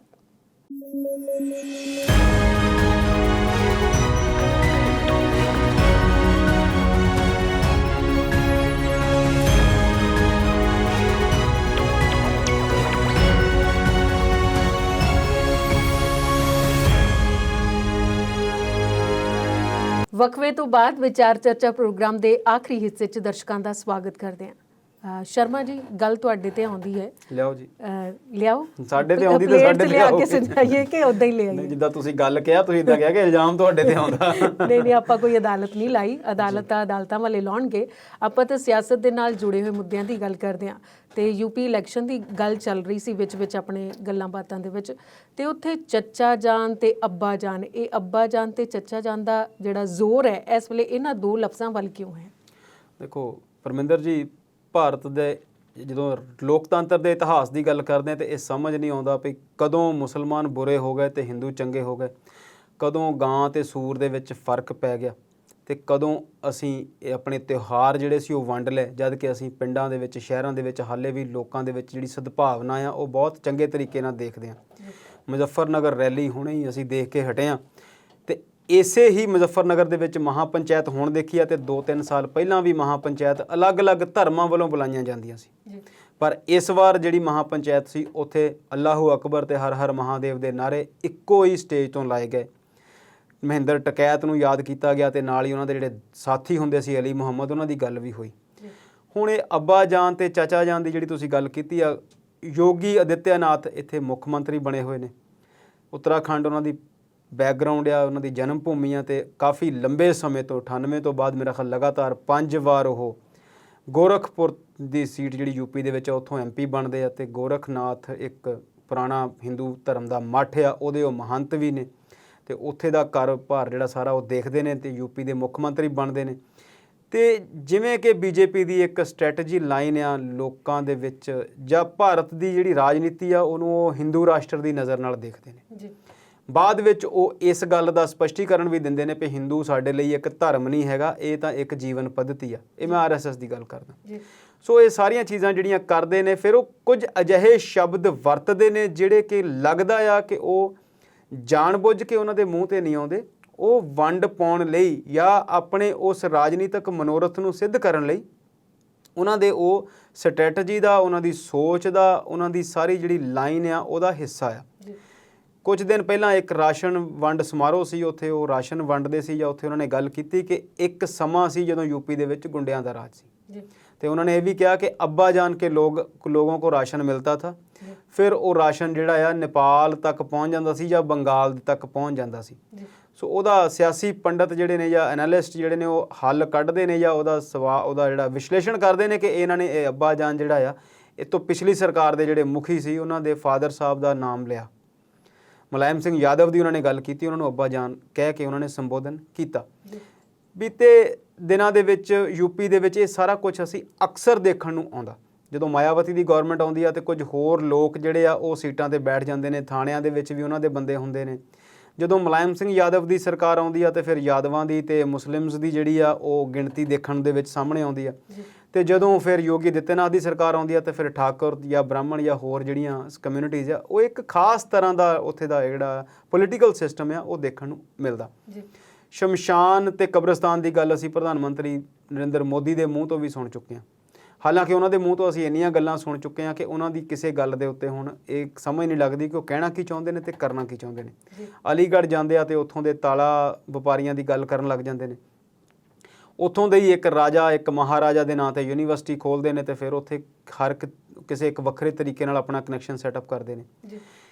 ਤੇ ਇਸੇ ਅੱਬਾ ਜਾਨ ਤੋਂ ਬਾਅਦ ਕਾਫੀ ਦਿਨਾਂ ਤੋਂ ਇਸ ਗੱਲ ਦੀ ਚਰਚਾ ਹੋ ਰਹੀ ਸੀ ਕਿ ਅੱਬਾ ਜਾਨ ਉਹਨਾਂ ਨੇ ਕੀ ਕਿਹਾ, ਤੇ ਕੀ ਇਹ ਨਾਰਾ ਜਿਹੜਾ ਆ ਇਹ ਫਿਰ ਯੂਪੀ ਨੂੰ ਵੰਡ ਕੇ ਇੱਕ ਵਾਰ ਯੂਪੀ ਦੀ ਸੱਤਾ ਦੇ ਵਿੱਚ ਯੋਗੀ ਆਦਿੱਤਿਆਨਾਥ ਦੀ ਵਾਪਸੀ ਕਰੇਗਾ। ਇਹ ਵੀ ਦੇਖਿਆ ਜਾ ਰਿਹਾ ਹੈ ਕਿ ਜੇ ਯੋਗੀ ਆਦਿੱਤਿਆਨਾਥ ਦੀ ਦੁਬਾਰਾ ਵਾਪਸੀ ਹੁੰਦੀ ਹੈ ਤੇ ਕੀ ਦਿੱਲੀ ਦੀ BJP ਇਸ ਗੱਲ ਤੋਂ ਖੁਸ਼ ਹੋਵੇਗੀ? ਕੀ ਯੋਗੀ ਆਦਿੱਤਿਆਨਾਥ ਨੂੰ ਅਗਲੀ ਵਾਰ ਮੋਦੀ ਦੇ ਬਦਲ ਦੇ ਵਜੋਂ ਵੀ ਦੇਖਿਆ ਜਾ ਰਿਹਾ? ਸੋ ਸੌਫਟ BJP, ਹਾਰਡ BJP ਤੇ ਕਮਿਊਨਲ BJP ਤੇ ਜਾਤੀਵਾਦੀ BJP, ਧਰਮਵਾਦੀ BJP, ਉਹ ਸਾਰੀਆਂ ਗੱਲਾਂ ਜਿਹੜੀਆਂ ਉਹਨਾਂ ਨਾਰਿਆਂ ਦੇ ਵਿੱਚ ਦੇਖੀਆਂ ਜਾਂਦੀਆਂ। ਹੁਣ ਕਿਸਾਨ ਅੰਦੋਲਨ ਦੇ ਵਿੱਚ ਇੱਕ ਵੱਡੇ ਲੀਡਰ ਨੇ, ਯੂਪੀ ਤੋਂ ਹੀ ਨੇ, ਜਾਟ ਅੰਦੋਲਨ ਦੇ ਮੁਖੀਆ ਰਹੇ ਨੇ ਉਹ ਰਾਕੇਸ਼ ਟਕੈਤ, ਉਹਨਾਂ ਨੇ ਕਿਸੇ ਹੋਰ ਨੂੰ ਚਾਚਾ ਜਾਨ ਕਹਿ ਦਿੱਤਾ। ਉਹ ਚਾਚਾ ਜਾਨ ਅਸਦੁੱਦੀਨ ਅਵੈਸੀ ਜਿਹੜੇ ਹੈਦਰਾਬਾਦ ਤੋਂ 4-5 ਵਾਰ ਦੇ MP ਨੇ, ਉਹ ਵੀ AIMIM ਕਰਕੇ ਉਹਨਾਂ ਦੀ ਇੱਕ ਪੋਲੀਟੀਕਲ ਪਾਰਟੀ ਆ ਜਿਹੜੇ ਕਿ ਆਪਣੇ ਆਪ ਨੂੰ ਉਹ ਮੁਸਲਿਮ ਰਾਜਨੀਤੀ ਦੇ ਸਭ ਤੋਂ ਵੱਡੇ ਲੀਡਰ ਭਾਰਤ ਦੇ ਵਿੱਚ ਸਮਝਦੇ ਨੇ। ਅਕਸਰ ਉਹ ਭਾਰਤ ਦੀ ਰਾਜਨੀਤੀ ਦੇ ਵਿੱਚ BJP ਦੇ ਜਾਂ ਕਿਸੇ ਵੀ ਜਾਤਵਾਦੀ ਪਾਰਟੀਆਂ ਦੇ ਖਿਲਾਫ ਬੋਲਦੇ ਦੇਖੇ ਜਾਂਦੇ ਨੇ, ਖਾਸ ਤੌਰ ਤੇ BJP ਦੇ। ਪਰ ਉਹਨਾਂ ਨੂੰ ਅਕਸਰ ਇਹ ਕਿਹਾ, ਇਹ ਵੀ ਨਾਲ ਦੀ ਨਾਲ ਉਹਨਾਂ 'ਤੇ ਇਲਜ਼ਾਮ ਲੱਗਦਾ ਰਹਿੰਦਾ ਕਿ ਉਹ ਇਹਨਾਂ ਦੇ ਖਿਲਾਫ ਬੋਲਦੇ ਨੇ ਪਰ ਉਹਨਾਂ ਦਾ ਜਿਹੜਾ ਅੰਦਰੋਂ ਟਾਈ ਅਪ ਆ ਉਹ ਇਹਨਾਂ ਦੇ ਨਾਲ ਆ। ਕਹਿਣ ਵਾਲੇ ਜਦੋਂ ਗੱਲ ਕਹਿੰਦੇ ਨੇ, ਜਿਹੜੇ ਰਾਜਨੀਤੀ ਨੂੰ ਦੇਖਦੇ ਪੜ੍ਹਦੇ ਸਮਝਦੇ ਨੇ, ਉਹ ਇਸ ਗੱਲ ਦਾ ਫਿਰ ਤਸ਼ਬੀਹ ਉਸ ਗੱਲ ਤੋਂ ਕਰਦੇ ਨੇ ਕਿ ਜਦੋਂ ਬੀਤੇ ਦਿਨੀ ਬਿਹਾਰ ਦੇ ਵਿੱਚ ਚੋਣਾਂ ਹੋਈਆਂ, ਇਹਨਾਂ ਨੇ ਇਸੇ ਓਵੈਸੀ ਸਾਹਿਬ ਨੇ ਉੱਥੇ ਜਾ ਕੇ ਚੋਣਾਂ ਲੜੀਆਂ ਇਹਨਾਂ ਦੇ ਪਾਰਟੀ ਦੇ ਲੋਕਾਂ ਨੇ, ਤੇ 4-5 ਮੈਂਬਰ ਇਹਨਾਂ ਦੇ ਉੱਥੇ ਜਾ ਕੇ ਜਿੱਤੇ ਵੀ। ਤੇ ਬਾਅਦ ਵਿੱਚ ਜਦੋਂ VOTING ਹੋਈ ਤੇ ਇਹ BJP ਦਾ ਵਿਰੋਧ ਕਰਨ ਵਾਲੇ ਲੋਕ ਫਿਰ BJP ਦੇ ਹੱਕ 'ਚ ਵੋਟ ਕਰਕੇ ਉੱਥੋਂ ਬਾਹਰ ਨਿਕਲੇ। ਤੇ ਹੁਣ ਇਹਨਾਂ ਨੇ ਇੱਥੇ ਆ ਕੇ ਕਿਹਾ ਕਿ ਅਸੀਂ ਯੂਪੀ ਦੇ ਵਿੱਚ 100 ਸੀਟਾਂ ਤੇ ਜਿਹੜੀ ਇਲੈਕਸ਼ਨ ਆ ਉਹ ਲੜਾਂਗੇ। ਪਿਛਲੀ ਵਾਰ ਇਹਨਾਂ ਨੇ ਕੋਈ 36 ਜਾਂ 38 ਸੀਟਾਂ ਤੇ ਇਲੈਕਸ਼ਨ ਲੜੀ ਸੀ ਤੇ 29 ਦੇ ਉੱਤੇ ਇਹਨਾਂ ਦੀ ਜਿਹੜੀ ਆ ਜ਼ਮਾਨਤ ਜ਼ਬਤ ਹੋਈ ਸੀ, ਤੇ 5-6 ਸੀਟਾਂ ਜਿਹੜੀਆਂ ਜਿੱਥੇ ਜ਼ਮਾਨਤ ਜ਼ਬਤ ਨਹੀਂ ਵੀ ਹੋਈ ਸੀ ਉੱਥੇ ਵੀ ਇਹ ਕਿਤੇ ਤੀਜੇ ਨੰਬਰ ਤੇ ਸੀ, ਕਿਤੇ ਚੌਥੇ ਨੰਬਰ ਤੇ ਸੀ, ਕਿਤੇ ਵੀ ਇਹਨਾਂ ਦੀ ਜਿਹੜੀ ਗਿਣਤੀ ਸੀ, ਕਿਤੇ ਵੀ ਇਹਨਾਂ ਦੀ ਜਿਹੜੀ ਪਾਰਟੀ ਦਾ ਨਿਸ਼ਾਨ ਸੀ ਉਹ ਦਿਖਾਉਣ ਵਾਲੀ ਪੋਜੀਸ਼ਨ ਦੇ ਵਿੱਚ ਨਹੀਂ ਸੀ। ਕਿੱਦਾਂ ਲੱਗਦਾ ਨਹੀਂ ਸੀ ਕਿ ਇਸ ਪਾਰਟੀ ਦਾ ਕਿਤੇ ਯੂਪੀ ਦੇ ਵਿੱਚ ਕੋਈ ਹੋਂਦ ਆ। ਪਿਛਲੀ ਵਾਰ ਤੁਸੀਂ 36 ਸੀਟਾਂ ਲੜੀਆਂ ਤੇ ਤੁਸੀਂ ਸਾਰੀਆਂ ਹਾਰੀਆਂ, ਜ਼ਮਾਨਤ ਜ਼ਬਤ ਹੋਈ, ਤੇ ਇਸ ਵਾਰ ਤੁਸੀਂ 100 ਤੇ ਲੜਦੇ ਆ। ਯੂਪੀ ਦੀ ਹੀ ਭਾਸ਼ਾ ਦੇ ਵਿੱਚ ਆਮ ਤੌਰ ਤੇ ਜਦੋਂ ਅਸੀਂ ਪਿਛਲੀਆਂ ਯੂਪੀ ਦੀਆਂ ਇਲੈਕਸ਼ਨਸ ਕਵਰ ਕੀਤੀਆਂ ਸੀ, ਲਗਭਗ ਅੱਧਾ ਕੁ ਯੂਪੀ ਅਸੀਂ ਵੀ ਘੁੰਮਦੇ ਰਹੇ ਉੱਥੇ ਨਾ ਇਹ ਜਿਹੜੀਆਂ ਛੋਟੀਆਂ ਪਾਰਟੀਆਂ ਇਹਨਾਂ ਨੂੰ ਵੋਟ ਕਟਵੇ ਕਿਹਾ ਜਾਂਦਾ। ਤੇ ਬਿਹਾਰ ਦੇ ਵਿੱਚ ਜਦੋਂ ਇਹਨਾਂ ਨੂੰ ਵੋਟ ਕਟਵੇ ਕਿਹਾ ਸੀ ਨਿਤਿਸ਼ ਕੁਮਾਰ ਉਹਨਾਂ ਦੇ ਦੂਸਰੀ ਲਾਲੂ ਪ੍ਰਸਾਦ ਯਾਦਵ ਦੀ ਪਾਰਟੀ ਨੇ, ਤੇ ਇਹਨਾਂ ਨੇ ਫਿਰ ਇਤਰਾਜ਼ ਜਤਾਇਆ ਸੀ ਕਿ ਸਾਨੂੰ ਤੁਸੀਂ ਸਾਡੀ ਇਨਸਲਟ ਕਰਦੇ ਆ ਜਾਂ ਸਾਡੇ ਤੇ ਤੁਸੀਂ ਇਲਜ਼ਾਮ ਲਾਉਂਦੇ ਆ। ਪਰ ਹੁਣ ਇਹਨਾਂ ਨੇ ਇੱਥੇ ਆਏ ਨੇ ਤੇ ਹੁਣ ਇਹਨਾਂ ਨੇ ਟਕੈਤ ਨੇ ਕਿਹਾ ਕਿ ਅਸਦੁਦੀਨ ਅਵੈਸੀ ਜਿਹੜੇ ਨੇ ਉਹ ਬੀਜੇਪੀ ਦੇ ਚਾਚਾ ਜਾਨ ਨੇ। ਸੋ ਯੋਗੀ ਆਦਿੱਤਿਆਨਾਥ ਦਾ ਮੁਲਾਇਮ ਸਿੰਘ ਯਾਦਵ ਨੂੰ ਅੱਬਾ ਜਾਨ ਕਹਿਣਾ ਕਮਿਊਨਲ ਸ਼ਬਦ ਕਿਹਾ ਜਾਊਗਾ, ਤੇ ਫਿਰ ਬੀਜੇਪੀ ਦੇ ਲੋਕ ਕਹਿਣਗੇ, ਤੇ ਫਿਰ ਟਕੈਤ ਦਾ ਅਵੈਸੀ ਨੂੰ ਚਾਚਾ ਜਾਨ ਕਹਿਣਾ ਵੀ ਜਿਹੜਾ ਆ ਉਹ ਕਮਿਊਨਲ ਮੰਨਿਆ ਜਾਊਗਾ। ਪਰ ਇੱਕ ਸ਼ਬਦ ਸਟਾਇਰ ਹੁੰਦਾ, ਇੱਕ ਸ਼ਬਦ ਕਮੈਂਟ ਹੁੰਦਾ, ਇੱਕ ਸ਼ਬਦ ਵਿਅੰਗ ਹੁੰਦਾ। ਇਹਨਾਂ ਨੇ ਉਹਨਾਂ ਤੇ ਵਿਅੰਗ ਕੀਤਾ ਕਿ ਇਹ ਵੀ ਉਹਨਾਂ ਦੇ ਚਾਚੇ ਹੀ ਆ, ਪਰ ਉਹ ਕਿਹਾ ਉਸੇ ਤਰਜ਼ ਦੇ ਵਿੱਚ ਆ ਜਿਸ ਤਰਜ਼ ਦੇ ਵਿੱਚ ਯੋਗੀ ਆਦਿੱਤਿਆਨਾਥ ਨੇ ਕਿਹਾ ਸੀ। ਸੋ ਇਹ ਜਿਹੜੀ ਰਾਜ ਦੀ ਨੀਤੀ ਆ, ਉਹ ਰਾਜ ਦੀ ਨੀਤੀ ਨਾ ਹੋ ਕੇ ਸਾਰੀ ਦੀ ਸਾਰੀ ਜਿਹੜੀ ਉਹ ਵੋਟਾਂ ਦੀ ਨੀਤੀ ਬਣ ਗਈ ਆ। ਤੇ ਇਹ ਆਉਣ ਵਾਲੇ ਦਿਨਾਂ ਦੇ ਵਿੱਚ ਯੂਪੀ ਦੇ ਵਿੱਚ ਸਾਨੂੰ ਇਹੋ ਜਿਹੇ ਬਹੁਤ ਨਾਅਰੇ, ਬਹੁਤ ਸਾਰੇ ਸ਼ਬਦ, ਹੋ ਸਕਦਾ ਉੱਥੇ ਕਿਸੇ ਨੂੰ ਅੰਮਾ ਜਾਨ ਵੀ ਕਿਹਾ ਜਾਵੇ, ਕਿਉਂਕਿ ਉੱਦਾਂ ਦੀਆਂ ਵੀ ਉੱਥੇ ਕਾਫੀ ਪਰਸਨੈਲਿਟੀਆਂ ਹਲਚਲ 'ਚ ਆਉਣ ਵਾਲੀਆਂ ਨੇ। ਤੇ ਬਿਲਕੁਲ ਜੀ, ਹੁਣ ਗੱਲ ਉਸ ਸ਼ਖਸੀਅਤ ਦੀ ਜਿਹਨੂੰ ਸੋਨੂ ਸੂਦ ਦੇ ਨਾਂ ਨਾਲ ਆਪਾਂ ਜਾਣਦੇ ਹਾਂ, ਉਹਦੇ ਘਰ ਕੋਈ ਛਾਪੇਮਾਰੀ ਕਰਵਾ ਰਿਹਾ ਹੈ, ਕਿਉਂ ਕਰਵਾ ਰਿਹਾ ਹੈ, ਵਜ੍ਹਾ ਕੀ ਹੈ? ਪਰਮਿੰਦਰ, ਤੁਸੀਂ ਗੱਲ ਕਰ ਰਹੇ ਹੋ ਸੋਨੂ ਸੂਦ ਜਿਹੜੇ ਅਭਿਨੇਤਾ ਨੇ ਤੇ ਪੰਜਾਬ ਦੇ ਜੰਮਪਲ ਨੇ, ਸਾਊਥ ਦੀਆਂ ਫਿਲਮਾਂ ਵਿੱਚ ਬੜਾ ਨਾਮਣਾ ਖੱਟਿਆ ਤੇ ਹਿੰਦੀ ਫਿਲਮਾਂ ਵਿੱਚ ਵੀ ਨਹੀਂ ਕੰਮ ਕੀਤਾ। ਸੋਨੂ ਸੂਦ ਦਾ ਨਾਂ ਉਸ ਵੇਲੇ ਉੱਭਰ ਕੇ ਸਾਹਮਣੇ ਆਉਂਦਾ ਜਦੋਂ ਕੋਵਿਡ ਦੌਰਾਨ ਵੱਖ-ਵੱਖ ਪ੍ਰਦੇਸ਼ਾਂ ਦੇ ਵਿੱਚ ਪ੍ਰਵਾਸੀ ਮਜ਼ਦੂਰ ਫਸੇ ਖੜੇ ਸਨ। ਸਰਕਾਰ ਨੇ ਕੋਈ ਪ੍ਰਬੰਧ ਨਹੀਂ ਕੀਤਾ ਤਾਂ ਉਸ ਇਨਸਾਨ ਨੇ ਆਪਣੇ ਕੋਲੋਂ ਬੱਸਾਂ ਦੇ ਪ੍ਰਬੰਧ, ਆਪਣੇ ਕੋਲੋਂ ਖਾਣ ਪੀਣ ਦੇ ਪ੍ਰਬੰਧ, ਆਪਣੇ ਕੋਲੋਂ ਕੱਪੜੇ ਲੀੜੇ ਦੇ ਪ੍ਰਬੰਧ, ਜੋ ਜ਼ਰੂਰਤ ਸਨ ਉਹਨਾਂ ਦੇ ਪ੍ਰਬੰਧ ਕਰਕੇ ਕੋਵਿਡ ਦੇ ਵਿੱਚ ਇੱਕ ਮਾਨਵਤਾ ਦੀ ਸੇਵਾ ਕੀਤੀ। ਉਹਨਾਂ ਤੇ ਤਾਂ ਸੋਨੂ ਸੂਦ ਸਾਰਿਆਂ ਨੂੰ ਬਹੁਤ ਚੰਗਾ ਲੱਗਦਾ ਸੀਗਾ, ਕਿਉਂਕਿ ਭਾਜਪਾ ਦੇ 300 ਤੋਂ ਉੱਪਰ ਦੇ MP ਤੇ ਸਾਰੇ ਦੇਸ਼ ਦੇ ਵਿੱਚ ਜਿਹੜੇ MLA ਨੇ, ਉਹ ਕੋਈ ਉਂਗਲੀ ਖੜੀ ਕਰਕੇ ਨਹੀਂ ਕਹਿ ਸਕਦਾ ਜਿੰਨਾ ਸੋਨੂ ਸੂਦ ਨੇ ਕੋਵਿਡ ਦੌਰਾਨ ਮਾਨਵਤਾ ਦੀ ਸੇਵਾ ਕੀਤੀ, ਮਾਨਵਤਾ ਲਈ ਕੰਮ ਕੀਤੇ, ਕਿਸੇ ਇੱਕ ਨੇ ਵੀ ਕੀਤੇ ਹੋਣ। ਚਰਚਾ ਦਾ ਵਿਸ਼ਾ ਉਸ ਵੇਲੇ ਉਹਦੀ ਸੇਵਾ ਨਹੀਂ ਬਣੀ, ਪਰ ਇਸ ਵੇਲੇ ਜਿਹੜੀ ਤੁਸੀਂ ਰੇਟ ਦੀ ਗੱਲ ਕਰ ਰਹੇ ਆ ਇਨਕਮ ਟੈਕਸ ਡਿਪਾਰਟਮੈਂਟ ਵੱਲੋਂ, ਤੇ ਇਹ ਭਾਜਪਾ ਦੇ ਲੋਕ ਇਹ ਕਹਿੰਦੇ ਹੁੰਦੇ CBI ਤੇ ਇਨਕਮ ਟੈਕਸ ਡਿਪਾਰਟਮੈਂਟ ਦੇ ਜਿਹੜੇ ਅਧਿਕਾਰੀ ਨੇ ਉਹ ਸਰਕਾਰਾਂ ਦੇ ਪਿੰਜਰੇ ਦੇ ਤੋਤੇ ਨੇ। ਪਰ 7 ਸਾਲਾਂ ਦੇ ਮੋਦੀ ਦੇ ਰਾਜ ਦੇ ਵਿੱਚ ਜਿੰਨਾ ਇਹ CBI ਦਾ, ਇਨਕਮ ਟੈਕਸ ਡਿਪਾਰਟਮੈਂਟ ਦਾ, ED ਦਾ ਪ੍ਰਯੋਗ ਇਹਨਾਂ ਲੋਕਾਂ ਨੇ ਕੀਤਾ ਆ, BJP ਨੇ ਕੀਤਾ ਆ, ਮੋਦੀ ਸਾਹਿਬ ਨੇ ਕੀਤਾ ਆ, ਉਹਨਾਂ ਇਹ ਪਿਛਲੇ ਕਹਿ ਸਕਦੇ ਆ ਕਿ ਲੰਬੇ ਸਮੇਂ ਦੇ ਵਿੱਚ ਕਦੀ ਰੋਲ ਦੇਖਣ ਨੂੰ ਨਹੀਂ ਸੀ ਮਿਲਿਆ। ਪਰ ਜਿਹੜੇ ਸੋਨੂ ਸੂਦ ਦੇ ਉੱਪਰ ਰੇਡ ਹੋਏ ਨੇ ਉਹਦੀ ਵਜ੍ਹਾ ਮੁੱਖ ਕੀ ਆ ਕਿ ਸੋਨੂ ਸੂਦ ਪਿਛਲੇ ਦਿਨੀ ਅਰਵਿੰਦ ਕੇਜਰੀਵਾਲ ਦੇ ਨਾਲ ਇੱਕ ਪ੍ਰੈਸ ਕਾਨਫਰੰਸ ਦੇ ਵਿੱਚ ਨਜ਼ਰ ਆਉਂਦੇ ਨੇ। ਉਸੇ ਦਿਨ ਤੋਂ ਭਾਜਪਾ ਨੂੰ ਤਰੇਲੀਆਂ ਆ ਰਹੀਆਂ ਸਨ ਵੀ ਐਡਾ ਵੱਡਾ ਐਕਟਰ, ਐਡਾ ਵੱਡਾ ਸਮਾਜਿਕ ਸਮਾਜ ਸੇਵੀ ਇਸ ਵੇਲੇ ਅਰਵਿੰਦ ਕੇਜਰੀਵਾਲ ਦੇ ਨਾਲ ਬੈਠ ਕੇ ਕਾਨਫਰੰਸ ਕਰ ਰਿਹਾ, ਤੇ ਉੱਥੋਂ ਅੰਦਾਜ਼ੇ ਲਾਏ ਜਾ ਰਹੇ ਸੀ ਵੀ ਆਉਣ ਵਾਲੇ ਦਿਨਾਂ ਦੇ ਵਿੱਚ ਕੇਜਰੀਵਾਲ ਜਾਂ ਸੋਨੂ ਸੂਦ ਉਹ ਪੰਜਾਬ ਦੀ ਰਾਜਨੀਤੀ ਵਿੱਚ ਜਾਂ ਭਾਰਤ ਦੀ ਰਾਜਨੀਤੀ ਵਿੱਚ ਕੋਈ ਨਾ ਕੋਈ ਰਲ ਕੇ ਕੰਮ ਕਰ ਸਕਦੇ ਨੇ। ਪਰ ਉਹਨਾਂ ਦਾ ਇਹ ਮੰਨਣਾ ਸੀ ਵੀ ਅਸੀਂ ਜਿਹੜੇ ਦਿੱਲੀ ਦੇ ਵਿੱਚ ਚੰਗੇ ਕੰਮ ਕੀਤੇ ਦਿੱਲੀ ਸਰਕਾਰ ਨੇ, ਉਹਨਾਂ ਦਾ ਉਹਨੂੰ ਬ੍ਰਾਂਡ ਐਂਬੈਸਡਰ ਬਣਾ ਰਹੇ ਹਾਂ। ਅਰਵਿੰਦ ਕੇਜਰੀਵਾਲ ਨੇ ਕਲੀਅਰ ਵੀ ਕੀਤਾ, ਪਰ ਅੰਦਰ ਖਾਤੇ ਕੁਝ ਗੱਲਾਂ ਹੋ ਵੀ ਸਕਦੀਆਂ ਕਿ ਸੋਨੂ ਸੂਦ ਜਿਹੜਾ ਆਮ ਪਾਰਟੀ ਦੇ ਨਾਲ ਜੁੜ ਸਕਦਾ, ਕਿ ਪੰਜਾਬ 'ਚ ਵੀ ਜੁੜ ਸਕਦਾ ਜਾਂ ਦਿੱਲੀ 'ਚ ਵੀ ਜੁੜ ਸਕਦਾ। ਇਹ ਚੀਜ਼ ਨੂੰ ਲੈ ਕੇ ਸੋਨੂ ਸੂਦ ਨੂੰ ਇਸ ਵੇਲੇ ਭਾਜਪਾ ਦੇ ਇਹਨਾਂ ਅਦਾਰਿਆਂ ਨੇ, ਕਹਿ ਸਕਦੇ ਕਿ ਸਰਕਾਰ ਦੇ ਅਦਾਰਿਆਂ ਨੇ, ਇਨਕਮ ਟੈਕਸ ਡਿਪਾਰਟਮੈਂਟ ਨੇ ਸੋਨੂ ਸੂਦ ਨੂੰ ਇੱਕ ਸੁਨੇਹਾ ਦੇਣ ਦੀ ਕੋਸ਼ਿਸ਼ ਕੀਤੀ ਆ ਵੀ ਜਿੱਥੇ ਹੈ ਸਮਾਜ ਸੇਵੀ ਬਣ ਕੇ ਰਹਿ, ਜੇਕਰ ਅਰਵਿੰਦ ਕੇਜਰੀਵਾਲ ਦੇ ਨਾਲ ਜਾ ਕੇ ਬੈਠਣਾ ਆ ਜਾਂ ਆਮ ਆਦਮੀ ਪਾਰਟੀ ਸ਼ਾਮਲ ਹੋਣਾ ਆ, ਤੇ ਅੱਜ ਤਾਂ ਤੇਰੇ ਤੇ ਛਾਪੇ ਮਾਰ ਕੇ ਰਿਕਾਰਡ ਹੀ ਦੇਖਿਆ ਗਿਆ ਆ। ਆਉਣ ਵਾਲੇ ਦਿਨਾਂ ਦੇ ਵਿੱਚ ਸੋਨੂ ਸੂਦ ਨੂੰ ਇਹਨਾਂ ਡਿਪਾਰਟਮੈਂਟਾਂ ਰਾਹੀਂ, CBI ਰਾਹੀਂ, ED ਰਾਹੀਂ, ਇਨਕਮ ਟੈਕਸ ਡਿਪਾਰਟਮੈਂਟ ਰਾਹੀਂ ਮੋਦੀ ਸਰਕਾਰ ਹੋਰ ਵੀ ਚੁੰਡੀ ਵੱਢ ਸਕਦੀ ਆ। ਇਹ ਸਿਰਫ ਇੱਕ ਚੋਣਾਂ ਨੂੰ ਲੈ ਕੇ, ਇੱਕ ਰਾਜਨੀਤੀ ਨੂੰ ਲੈ ਕੇ ਜਿਹੜੀਆਂ ਰੇਡਾਂ ਹੋਈਆਂ ਆ, ਜਿਨ੍ਹਾਂ ਦੇ ਵਿੱਚ ਸੋਨੂ ਸੂਦ ਨੂੰ ਹਜੇ ਤੱਕ ਕਿਸੇ ਤਰ੍ਹਾਂ ਵੀ ਦੋਸ਼ੀ ਨਾ ਬਣਾਇਆ ਗਿਆ ਤੇ ਨਾ ਸਮਝਿਆ ਗਿਆ। ਹਾਂਜੀ ਪਰਮਿੰਦਰ ਜੀ। ਅੰਮ੍ਰਿਤਪਾਲ ਸ਼ਰਮਾ ਜੀ, ਮੈਨੂੰ ਲੱਗਦਾ ਕਿ ਤੁਸੀਂ ਵੀ ਇਸ ਮੁੱਦੇ ਤੇ ਆਪਣੇ ਵਿਚਾਰ ਦੱਸਣੇ ਚਾਹੁੰਦੇ ਹੋ। ਬਿਲਕੁਲ, ਇਹਨਾਂ ਨੇ ਜਿਹੜੀ ਗੱਲ ਦੱਸੀ ਆ ਉਨੀ ਹੀ ਹੈ। ਇਹ ਉਹੀ ਸੋਨੂ ਸੂਦ ਨੇ ਜਿਨ੍ਹਾਂ ਦਾ ਜ਼ਿਕਰ ਪ੍ਰਧਾਨ ਮੰਤਰੀ ਸਾਹਿਬ ਆਪਣੇ ਭਾਸ਼ਣਾਂ 'ਚ ਕਰਦੇ ਰਹੇ ਨੇ ਕਿ ਉਹਨਾਂ ਨੇ ਬਹੁਤ ਚੰਗਾ ਕੰਮ ਕੀਤਾ। ਕੋਵਿਡ ਦੇ ਦੌਰਾਨ ਜੇ ਤੁਸੀਂ ਪੂਰੇ ਭਾਰਤ ਵਿੱਚ ਕਿਸੇ ਤੋਂ ਵੀ ਪੁੱਛੋ ਕਿ ਚੰਗਾ ਕੰਮ ਕਿਹਨੇ ਕੀਤਾ, ਤੇ 10 ਚੋਂ 7 ਬੰਦੇ 8 ਬੰਦੇ ਉਹਦਾ ਨਾਮ ਲੈਣਗੇ। ਤੇ ਨਾਲ ਦੀ ਨਾਲ ਮੇਰਾ ਪਰਸਨਲ ਉਹਨਾਂ ਨਾਲ ਵੀ ਤਾਲੁਕ ਰਿਹਾ, ਮੈਂ 1-2 ਵਾਰ ਮਿਲਿਆ ਵੀ। ਉਹਨਾਂ ਨੇ ਬਹੁਤ ਨੇਕ ਇਨਸਾਨ ਨੇ, ਤੇ ਉਹਨਾਂ ਨੇ ਇਸ ਗੱਲ ਤੋਂ ਇੱਕ ਵਾਰ ਨਹੀਂ ਹਜ਼ਾਰਾਂ ਵਾਰ ਇਨਕਾਰ ਕੀਤਾ ਕਿ ਮੇਰਾ ਰਾਜਨੀਤੀ 'ਚ ਆਉਣ ਦਾ ਹਾਲ ਫਿਲਹਾਲ ਜਾਂ ਲੰਬੇ ਸਮੇਂ 'ਚ ਵੀ ਕੋਈ ਇਰਾਦਾ ਨਹੀਂ। ਪੰਜਾਬ ਕਾਂਗਰਸ ਵੀ ਉਹਨਾਂ ਨੂੰ ਸੰਪਰਕ ਕਰ ਚੁੱਕੀ ਆ, ਆਮ ਆਦਮੀ ਪਾਰਟੀ ਨਾਲ ਵੀ ਹੋ ਚੁੱਕਾ, BJP ਵੀ ਹੋ ਸਕਦਾ ਸੰਪਰਕ ਕਰ ਚੁੱਕੀ ਹੋਵੇ। ਤੇ BJP ਬਿਲਕੁਲ ਜਿੱਦਾਂ ਬਿਲਗਾ ਸਾਹਿਬ ਨੇ ਦੱਸਿਆ ਕਿ ਇਹਨਾਂ ਅਦਾਰਿਆਂ ਨੂੰ ਕਾਂਗਰਸ ਦੀਆਂ ਸਰਕਾਰਾਂ ਤੇ ਇਲਜ਼ਾਮ ਲਾਉਂਦੀ ਸੀ, ਪਰ ਹੁਣ ਉਹਨਾਂ ਹੀ ਅਦਾਰਿਆਂ ਨੂੰ ਇਸੇ ਹੀ ਕੰਮ ਲਈ ਵਰਤਿਆ ਜਾ ਰਿਹਾ।